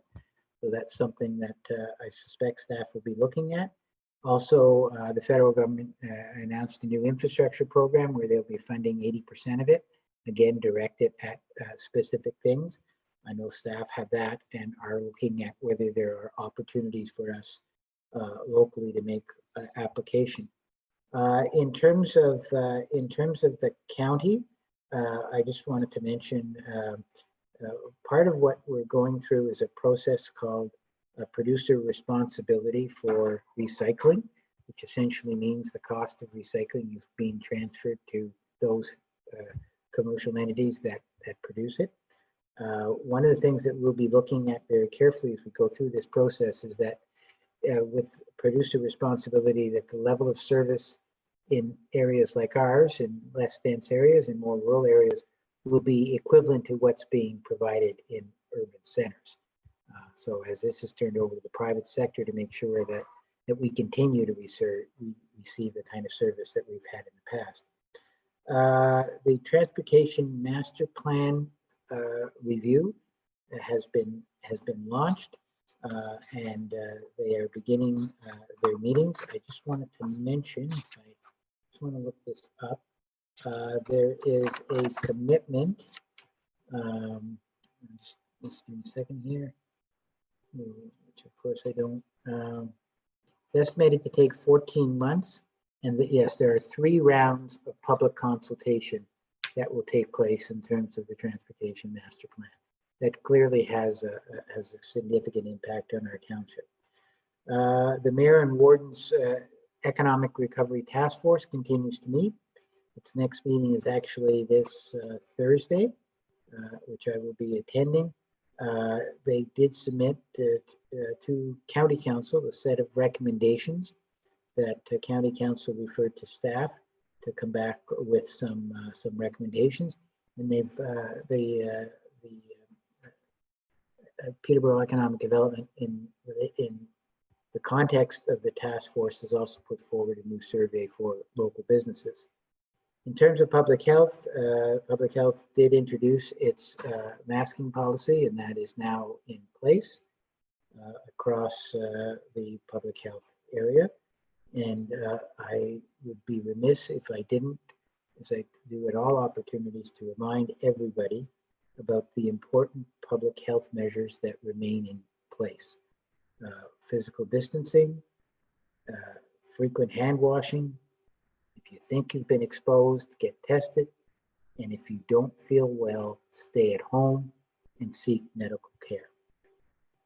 Next week, I will be attending the AMO conference from my home office, not traveling anywhere. It is a virtual online conference, but it does contain many of the components that we've come to know over the years. So our township was accepted for all three of our ministerial delegations. So one to transport, one to municipal affairs, and one to long-term care. I know that staff are busy putting those reports together, and I will have an opportunity to present those. They're doing their Bear Pit session again, only this time they're doing 3 of them with a smaller number of ministers, and so that will be part of it. And there is a number of information sessions, workshops, and the nice thing about being online is if you're a registered delegate, even if you can't go to it live, you can then access the video of it having taken place. I did have an opportunity last month to meet with the Federal Minister of Small Business and talk to her about a couple of subjects. Had a chance to show her our COVID, selling the COVID recovery strategy and what a community is like ours could do. And she was very complimentary of the efforts of council and staff in putting that forward. Also had an opportunity to talk about the importance of broadband and how that's key to our ability to deliver services as well as to our small businesses. Today, Sherry and I had an opportunity to attend the low water response working group, and we continue to be in a level 2 situation, which means that people need to be conserving and be careful about their water consumption. And so that is my report, colleagues. We have a couple of items under new and unfinished business, and I'm going to take the first one. And I think everybody received this, but I'm just going to paraphrase it. So Andrew Boyer sent to council a piece of correspondence. I'm just going to take a minute to read a portion of it because I think it's important to talk about special things. And so let me just read parts of this. It says, "Good morning, everyone. Yesterday morning at 8:48 hours, Selwyn Fire Department was dispatched to a motor vehicle accident located on Youngs Point Road. Single vehicle had rolled over multiple times and was on its side with a young man trapped inside. When Joel Harvey, owner of Shamrock Septic, and Caleb McGinnis, a Selwyn Fire Department volunteer and a full-time firefighter for Peterborough, who that day was working for Shamrock, came around the corner and saw what had happened, they acted quickly. Caleb blocked the road from oncoming traffic while Joel rushed to the aid of the trapped man. The engine compartment was already in flames and was spreading to the cabin of the vehicle. Joel pulled the young man out of the vehicle and out of danger approximately 30 seconds before the entire vehicle erupted into flames. The onlookers watched in shock." I just wanted to take a moment to recognize the heroic efforts of both of these individuals in that rescue, and how special it is, and how people step up when they're needed. And Sherry, I know that in your role on the awards committee, the county council, that you very well have a very good nomination to go forward. So I don't know if any of your colleagues wanted to comment on that, but I just thought that was something pretty special. Okay, we'll move on. The multimedia marketing campaign, there's a bit of an update. And I think that's, Donna, where you may have been seeing that. And I don't know whether, Angie, you want to speak to this? It's really just been provided by Adrian to demonstrate what the focus for the month of July has been, to give council a bit of an indication of what we've been doing. So she does plan to do that every month, and we can provide that to the members.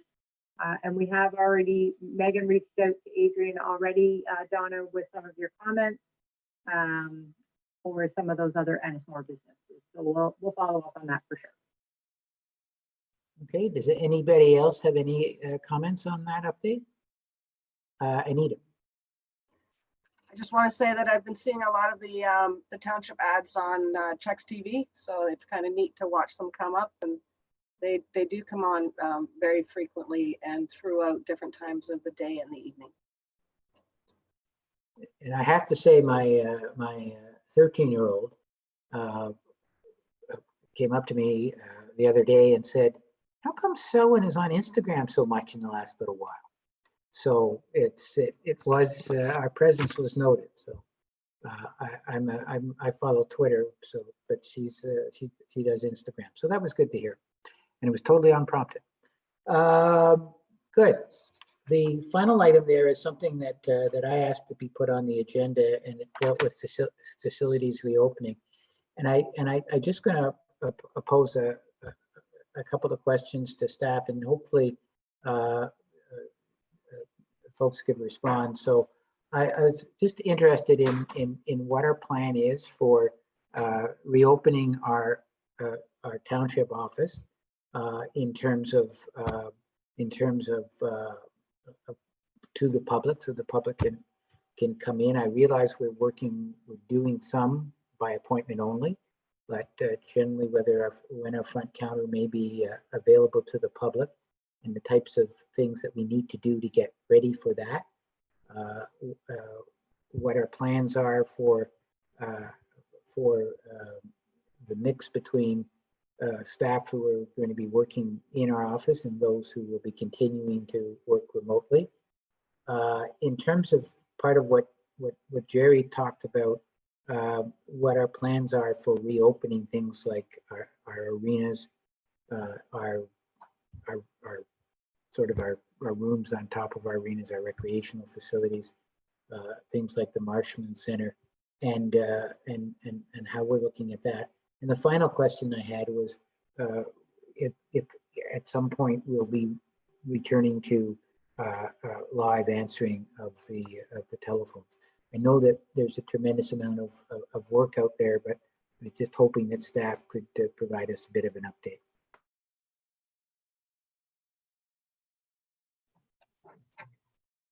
Yeah, for sure. Thanks for the questions, and I'll try and answer them for the most part. And anybody, if I miss anything, Lane or Ange, just please feel free to chirp in. So for sure, we have had the office closed for quite some time since the world all changed in March. So certainly at the beginning, we had just a very small core group of staff who were coming into the office, and other folks were working remotely. As provincial orders have changed and guidelines have changed and services that we could provide have changed, we've certainly brought additional people back into the office to accommodate our customer service needs. Certainly, we are currently still providing service through email and phone service. With the phone service, our phone system is set up so that folks can get directly to staff members who are here by dialing their extensions if they know them, or by searching through our 411 directory, or also just there's extensions set up for general inquiries for 4 different service areas: public works, finance, building, and then a general area as well. So staff are answering those extensions as well when they're in the office and not on the other line. We have, things set up for people to drop off payments and larger documents. We arrange for pickup, mailing of documents. They're arranged as necessary, how it works for the customer. And certainly we have been open for appointments for a number of weeks, certainly still trying to encourage folks to do business with us in alternative ways in accordance with the public health guidelines that are out there, but certainly where that can't be accommodated, having that availability for meetings to happen, appointments to happen. We are doing that differently, obviously. We are using the space downstairs that has been set up to accommodate that, as opposed to having people come into the main office and back through the office areas, and we will continue to do that. Certainly, as I mentioned, we do have a larger number of people working in office. We will continue to require a number of people to work from home. We really do need to do that to ensure that we're set up for business continuity. Certainly, if we do end up in an unfortunate situation where we have illness in the office, we do need to have folks who we know we can rely on to pull in to provide those essential services that we need to provide to the community, and that we have continued to provide to the community. Obviously in a different way, but I think we certainly have been able to provide people one way or another with the service that they need, and people do seem content with being able to get what they need from us. So not a specific date in terms of when folks would be back in the office. I think really, again, we do need to make sure that we're setting ourselves up for business continuity and continuing to monitor the situation and changing guidelines from public health. Fire department and public works offices will remain closed to the public. In terms of walk-in traffic to the office, we are working towards September 8th as our date to be sure we can get the doors open. Certainly there will be a lot of new procedures and protocols in place. We'll be asking people to do self-assessments before they come into the office. We'll have new screens set up between staff and the public, requesting that masks be worn in the public spaces in the office, limiting the numbers of people who are permitted in the customer service area, setting up the appropriate distancing for lineups and waiting. Again, the appointments will continue to be conducted in the lower level. I guess we have hand sanitizing stations, additional cleaning protocols. So a lot of different things going on. And of course, in accordance with the public health guidelines, we will still be encouraging people as much as possible to use alternative means of getting service as opposed to in person. We are waiting on one item that we need to finish up our setup in the public area of the customer service area up front, and we expect to have that by the end of August. At this point, is the latest update we've had. In terms of the recreation facilities, for sure we're working on that process. So we are working with the other local municipalities as well, and Peterborough Public Health. So we have a group that has met on one occasion, virtually, obviously, and we do have another meeting this week. So we are looking to see if we can come up with some consistent procedures across the county, and making sure by having public health involved in that working group that public health is content with the procedures we have set up. Certainly there are some very, very significant restrictions still left in the order with respect to physical distancing in facilities and team play in facilities. So we're making sure that we understand those, that our user groups understand those. I believe, as Jerry mentioned, the provincial associations over our local associations have guidelines as well. So we're working through that with the associations and just trying to come up with a good plan. We need to understand what their expectations are and vice versa. So we are working through that process. In terms of our rental spaces, again, working through all of the capacities in each area, again, to adhere to the public health guidelines, the maximum numbers, and the physical distancing requirements. We have had a few inquiries for programs that renters would start to like again. Typically, they're for in the fall, September, October. So again, we're working with those folks.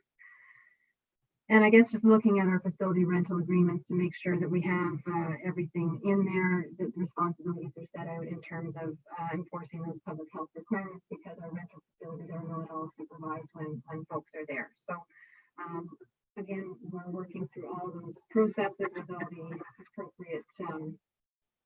appropriate folks. So I think that kind of touches on everything you mentioned, Andy. If there was anything further, happy to try and help you, or I don't know if I missed anything.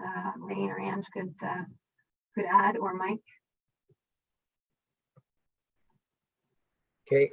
I don't know whether any of my colleagues want to add anything or to respond to that. I don't. Donna. Go ahead, Donna, and then Jerry had a comment, I think. Okay.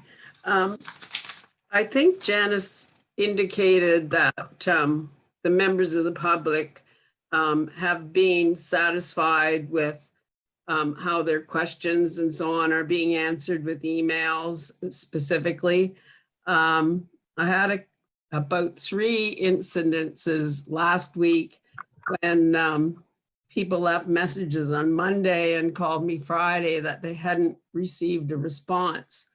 And there was a lot of issues with people trying to pay their taxes. They just went over and assumed that the office would be open, and they just brought their check and their tax bill. And of course, I think Angie eventually put some envelopes out there, but there were a lot of people that were annoyed about that who contacted me.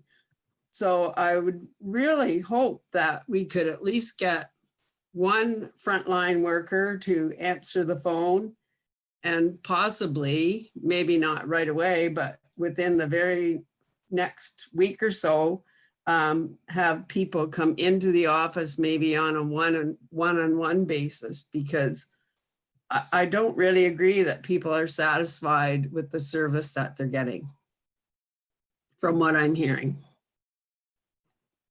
Yes, so we haven't received a lot of that feedback, Donna. So if you do have people who are contacting you, please let us. We'll get back to folks. Just you either have them give me a call directly or take their name and number, and I'll get back to them. Typically, if a message is left, if it's not followed up on the same day, it would be followed up on the next day. So if you have those folks who, if they still haven't received an answer, for sure, I need to know who they are so that we can get back to them. So yeah, we haven't had the same feedback that you're really describing to me. Certainly, as I mentioned, with the phone system, it is set up so that when somebody calls in, they can enter an extension. So if they wish to speak to somebody about finance, taxation, they can just enter an extension, and there is staff at those extensions at this point who will pick up the phone to talk to them, as long as they're not on another call. So that has changed. As of Monday morning, actually, we worked through that with the phone system provider last week. Yeah, so, and again, in terms of the customer service area, if there is a situation where somebody cannot get the service that they require with one of the alternative methods we have right now, the appointments are available. So if somebody does need to get in to see somebody directly, they certainly can do that. And again, that would be one-on-one, and we would have that scheduled and dealt with in the lower level here. We are on schedule, as far as we know, with the last item that we need for the customer service area up front to have it all set up for opening. It's as I said, the last update we had was that it was to be here by the end of August. Okay. Donna, you had another question? I just wanted to respond that the one particularly bad case was a message left in the public mailbox on Monday, and then consequently in the finance mailbox. And on Friday, the person called me because they hadn't had a response. And I called Angie, and she had it taken care of right away. But that was 5 days that the person was waiting, and was quite annoyed that she didn't have any action before that. I could just provide a little bit of detail on that if it would be helpful. So I did speak with the ratepayer, And they had actually sent an email, I believe it was on Tuesday late in the day. We did respond by email the following morning, about 9 o'clock. Unfortunately, the email must have went into the person's junk box or junk mail. They didn't receive it. So we definitely got the email and we responded the following day. They did also then follow up with a phone call. We got the phone call, we called the person back, and there was no answer and there was no way to leave a message. So we did try a couple of times to call the person back. It certainly, they were concerned and they ended up following up with Donna, and then I did follow up with them. I assured them that we had indeed received their messages, was able to verify that we had emailed them and tried to call and just for whatever reason the email was not received by them. So at the end of the day, she she was satisfied, but she did need to be persistent. But I did want to just clarify that we definitely had responded. Donnie had another question? Yes. Yes, Angie, I really appreciate your help in all these situations, but I wonder, is there something going on with the township email? Because that's the second time that your emails have gone into somebody's junk email. That happened with Mr. Zoff, and that's why he didn't get his delegation registered on time either. So I don't know why that's happening. Those are always, that's just an ongoing issue that does happen. Just depends on the end user and how they maybe have a firewall set up or how the emails get delivered. So that one's a bit tricky to manage. Thank you. Jerry, I appreciate all your help. Thank you. Jerry, you had a comment? Oh, shit. Thank you. So hot mic around me, never good. I've got a couple concerns with the office opening. And now I've got a couple more questions here, other than my prepared notes here. So I guess to Janice, I'm trying to get my head around why the government or the municipality isn't open when everybody else is right now. The restaurants were first closed. They're the last to open, and here we are still not open. And just if you take a look at our building here, if you can correct me where I'm making a mistake in how I think this might be able to work to get everybody back in this building. All the managers around the perimeter have their own office. And then you've got the guys on the inside, Mike and those guys. So they're all secure. The girls in the bullpen area where Jennifer is and Tiffany's old spot, they're spaced out. The front counter, they need this plexiglass stuff that I'm sitting here at the township office looking at here right now. That's like the Taj Mahal here, the way it's constructed. The front counter needs that plexiglass. Megan and Carrie and out in the back, they've got lots of space as well. So I don't know, again, why we can't have the people in there. In the office working, because I believe there's lots of space. I go to a hardware store and you got 4 or 5 people working behind the service counter. I go to Home Hardware in Bridgenorth and you got 2 checkout girls working back to back right there. Restaurants have staff running around and kitchens working. We talk about customer service all the time around here and trying to improve it. And, if I'm being completely frank, and this is probably where I lose my friends, after this meeting here on Tuesday, I believe if we don't have people in here or at least answering the phones on Thursday, I don't believe we know what customer service is here. So the other question I've got now is this walk-in, whatever it is that we're waiting on from August or for the end of August. I've been to stores where they've turned a bread rack around just to make it work so their customers can get in there and move around safely. A bread rack. You can go to Charlotte Pantry and see that with a little sign that says go to cash 1, go to cash 2. So I don't know if we've got some gold-plated wall coming, or I don't know what would take that long when a piece of Lexan's sitting there. The other option for you as well, you could have people come in the front and then out the back, you know, and they can line up and wait. They don't need to necessarily turn around and go out the same door. Everything's accessible here. Everything is accessible. You've got the elevator going down, you've got the wheelchair ramp. It's pretty, to me, at least it's pretty simple. So I just don't know what we're waiting on. Janice? Yeah, for sure. So you can make it sound simple, but there's a lot of things that we have to have consideration for, right? So over time, certainly we have consistently followed the public health guidance that's been out there. We are, and I believe we still do need to have respect for that, as the mayor mentioned. It isn't business as usual, and everybody isn't open the way they usually would be. Certainly, we have adjusted our customer service to kind of evolve as the situation has evolved, but we are still looking at some fairly significant directions from public health around limits on numbers of people gathering, limits, recommendations around space, physical distancing requirements, recommendations regarding remote work where possible, avoiding in-person meetings where possible. But we are still trying to be very respectful of that.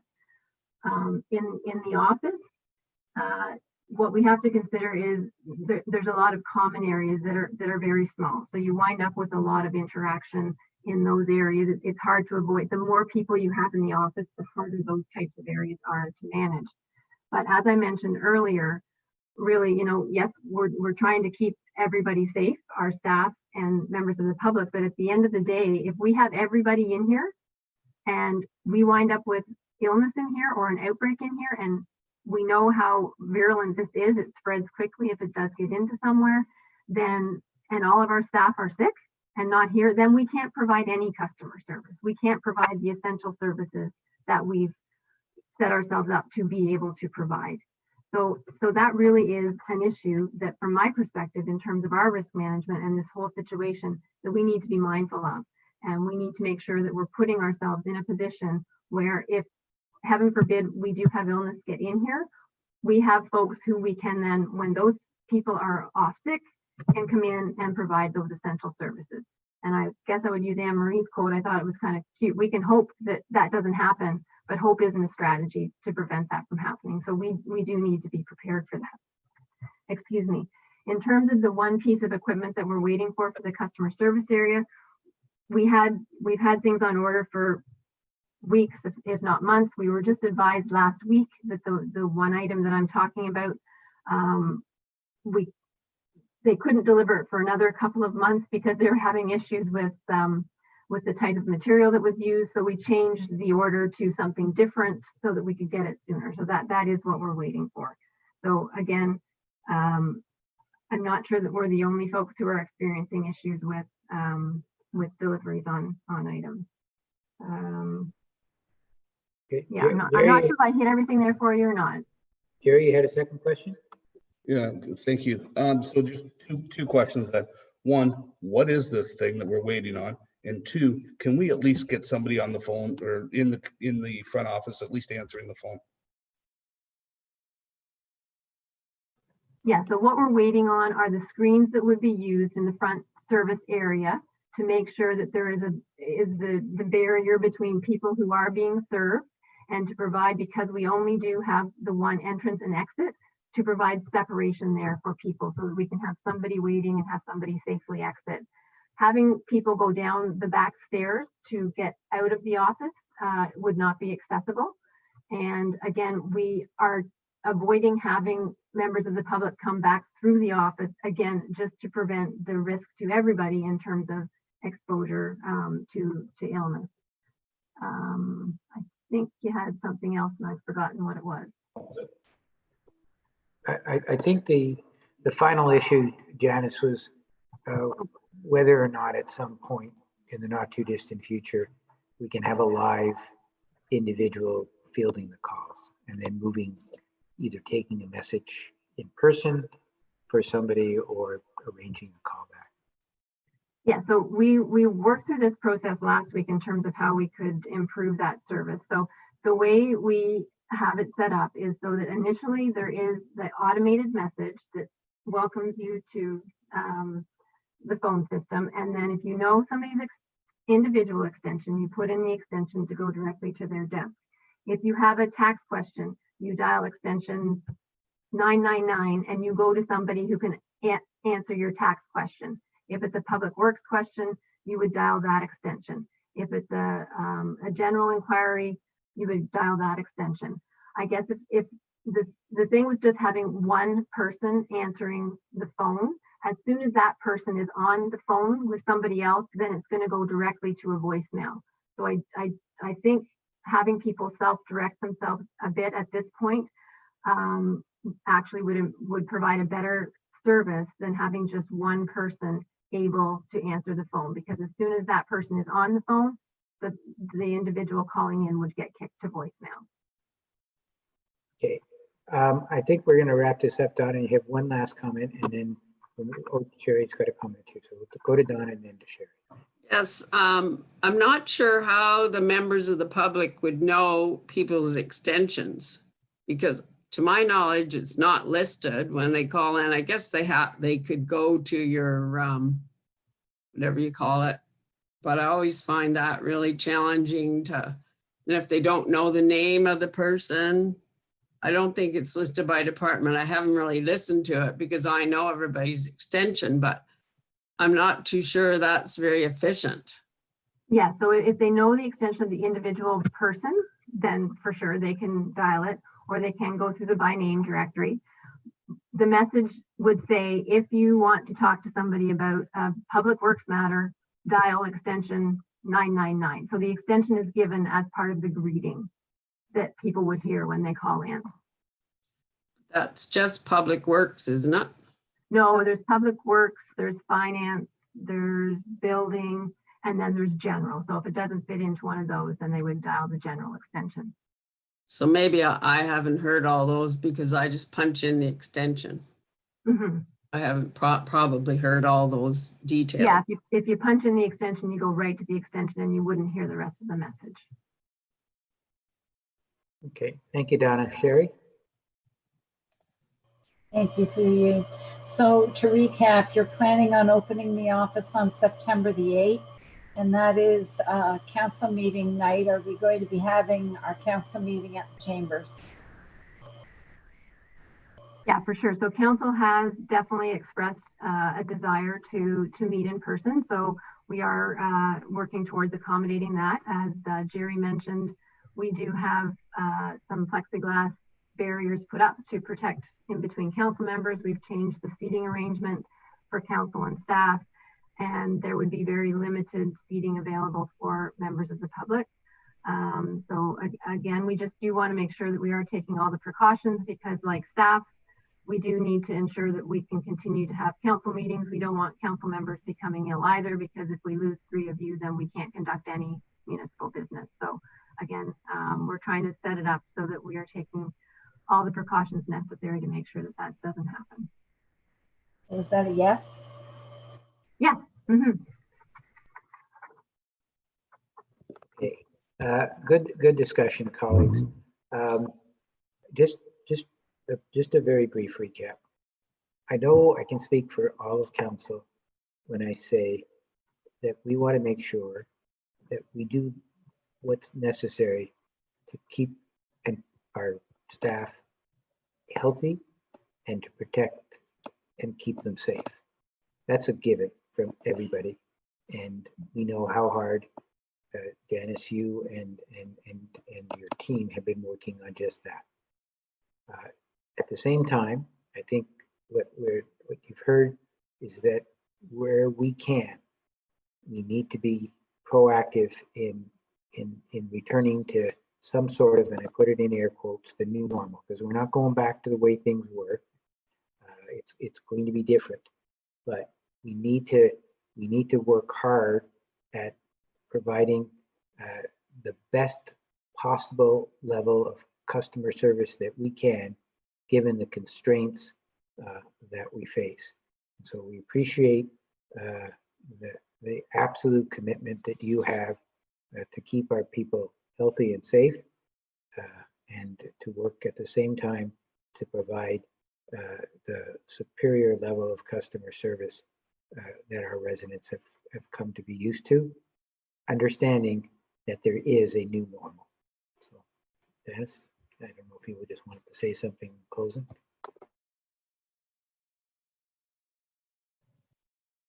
For sure, and we have been doing that, and you know, from the feedback we've been receiving, and it's different that if council members are receiving concerns, for sure, I want those people directed to us so that we can make sure that we're helping people. Again, we do need to ensure that we are providing for our business continuity and making sure that we do have staff should there be an issue that can come in and provide those essential services, because the last thing I would want to see is us put in a position where we are unable to provide the services that we have continued to do so far. Okay. Well, thank you, colleagues. Good discussion. We'll move on to complete the agenda. And just so everybody notes, our next meeting is September the 8th. And we will be doing it in the council chambers, and we will be letting the public know how they can participate in those meetings, because there is going to be very limited space for the public here. We have bylaws, colleagues. First one. Point of order. There might be other business. Oh, is there other business? Sorry, thank you. All right. I'm asking that staff send a letter to the city regarding having a timeline for traffic signals at Woodland and Lakefield Road. There was an accident where traffic was diverted. It's my understanding that the developer has put in the requisite money to have traffic signals installed there. It's becoming a safety issue, and it's the city that's dragging their heels. So I would like for our staff to send a letter to them asking what the timeline is to have those traffic signals installed. I don't know if I have any support from colleagues. I think you do. So are you making that a motion? Sure. Jerry, you're seconding it? Any further discussion on that? Donna? I just want to be sure where Deputy Mayor is speaking about. Is that Woodland Acres? Is that Woodland and Lakefield Road. Sorry? Woodland and Lakefield Road. Okay. Yeah, the traffic is significantly heavier there since those developments have taken place. And Rob, you may just want to speak to this. If I understand correctly, as part of the original, I don't know whether it was part of the site plan or what it was part of, there was a commitment for the developer to contribute funding and for the city to do that installation. Am I correct in remembering that? Yeah. So when Summer Lane was developed, there was a traffic study completed, which showed that there would be an increase in traffic at the intersection of about 3%, I believe. And so the city had some pretty accurate figures about what it would take to reconstruct that intersection and asked the developer to provide the equivalent in funds. It was maybe 25,000 and change. So that was related to Summer Lane. And of course, since then, the same developer is developing the property on the other side of Hetherington. So I'm sure that the city would have asked him to support the improvements at the intersection related to that development as well. Okay, so we have a motion moved by the Deputy Mayor and seconded by Councillor Herron that we send a letter to the city asking what their timeline is for installing the traffic signals at that intersection. Okay, all those in favor? That is carried. Thank you. Any other new or unfinished business? Okay, not seeing any. We will now go on to the bylaw. So the first is the zoning bylaw amendment in respect of the meeting that we had earlier, or the public meeting we had earlier. Do I have a mover? That's Anita. Donna will second it. All those in favor? That is carried. We have the amendment to our procedural bylaw that will allow electronic participation, even if there isn't a state of emergency. Donna is moving that. Seconder is Anita. All those in favor? That is carried. I need somebody to move the confirming. Sherry, seconded by Jerry. All those in favor? And we need a motion to adjourn. Jerry and Anita, all those in favor? We are adjourned. Thank you, colleagues. Have a good evening and stay safe.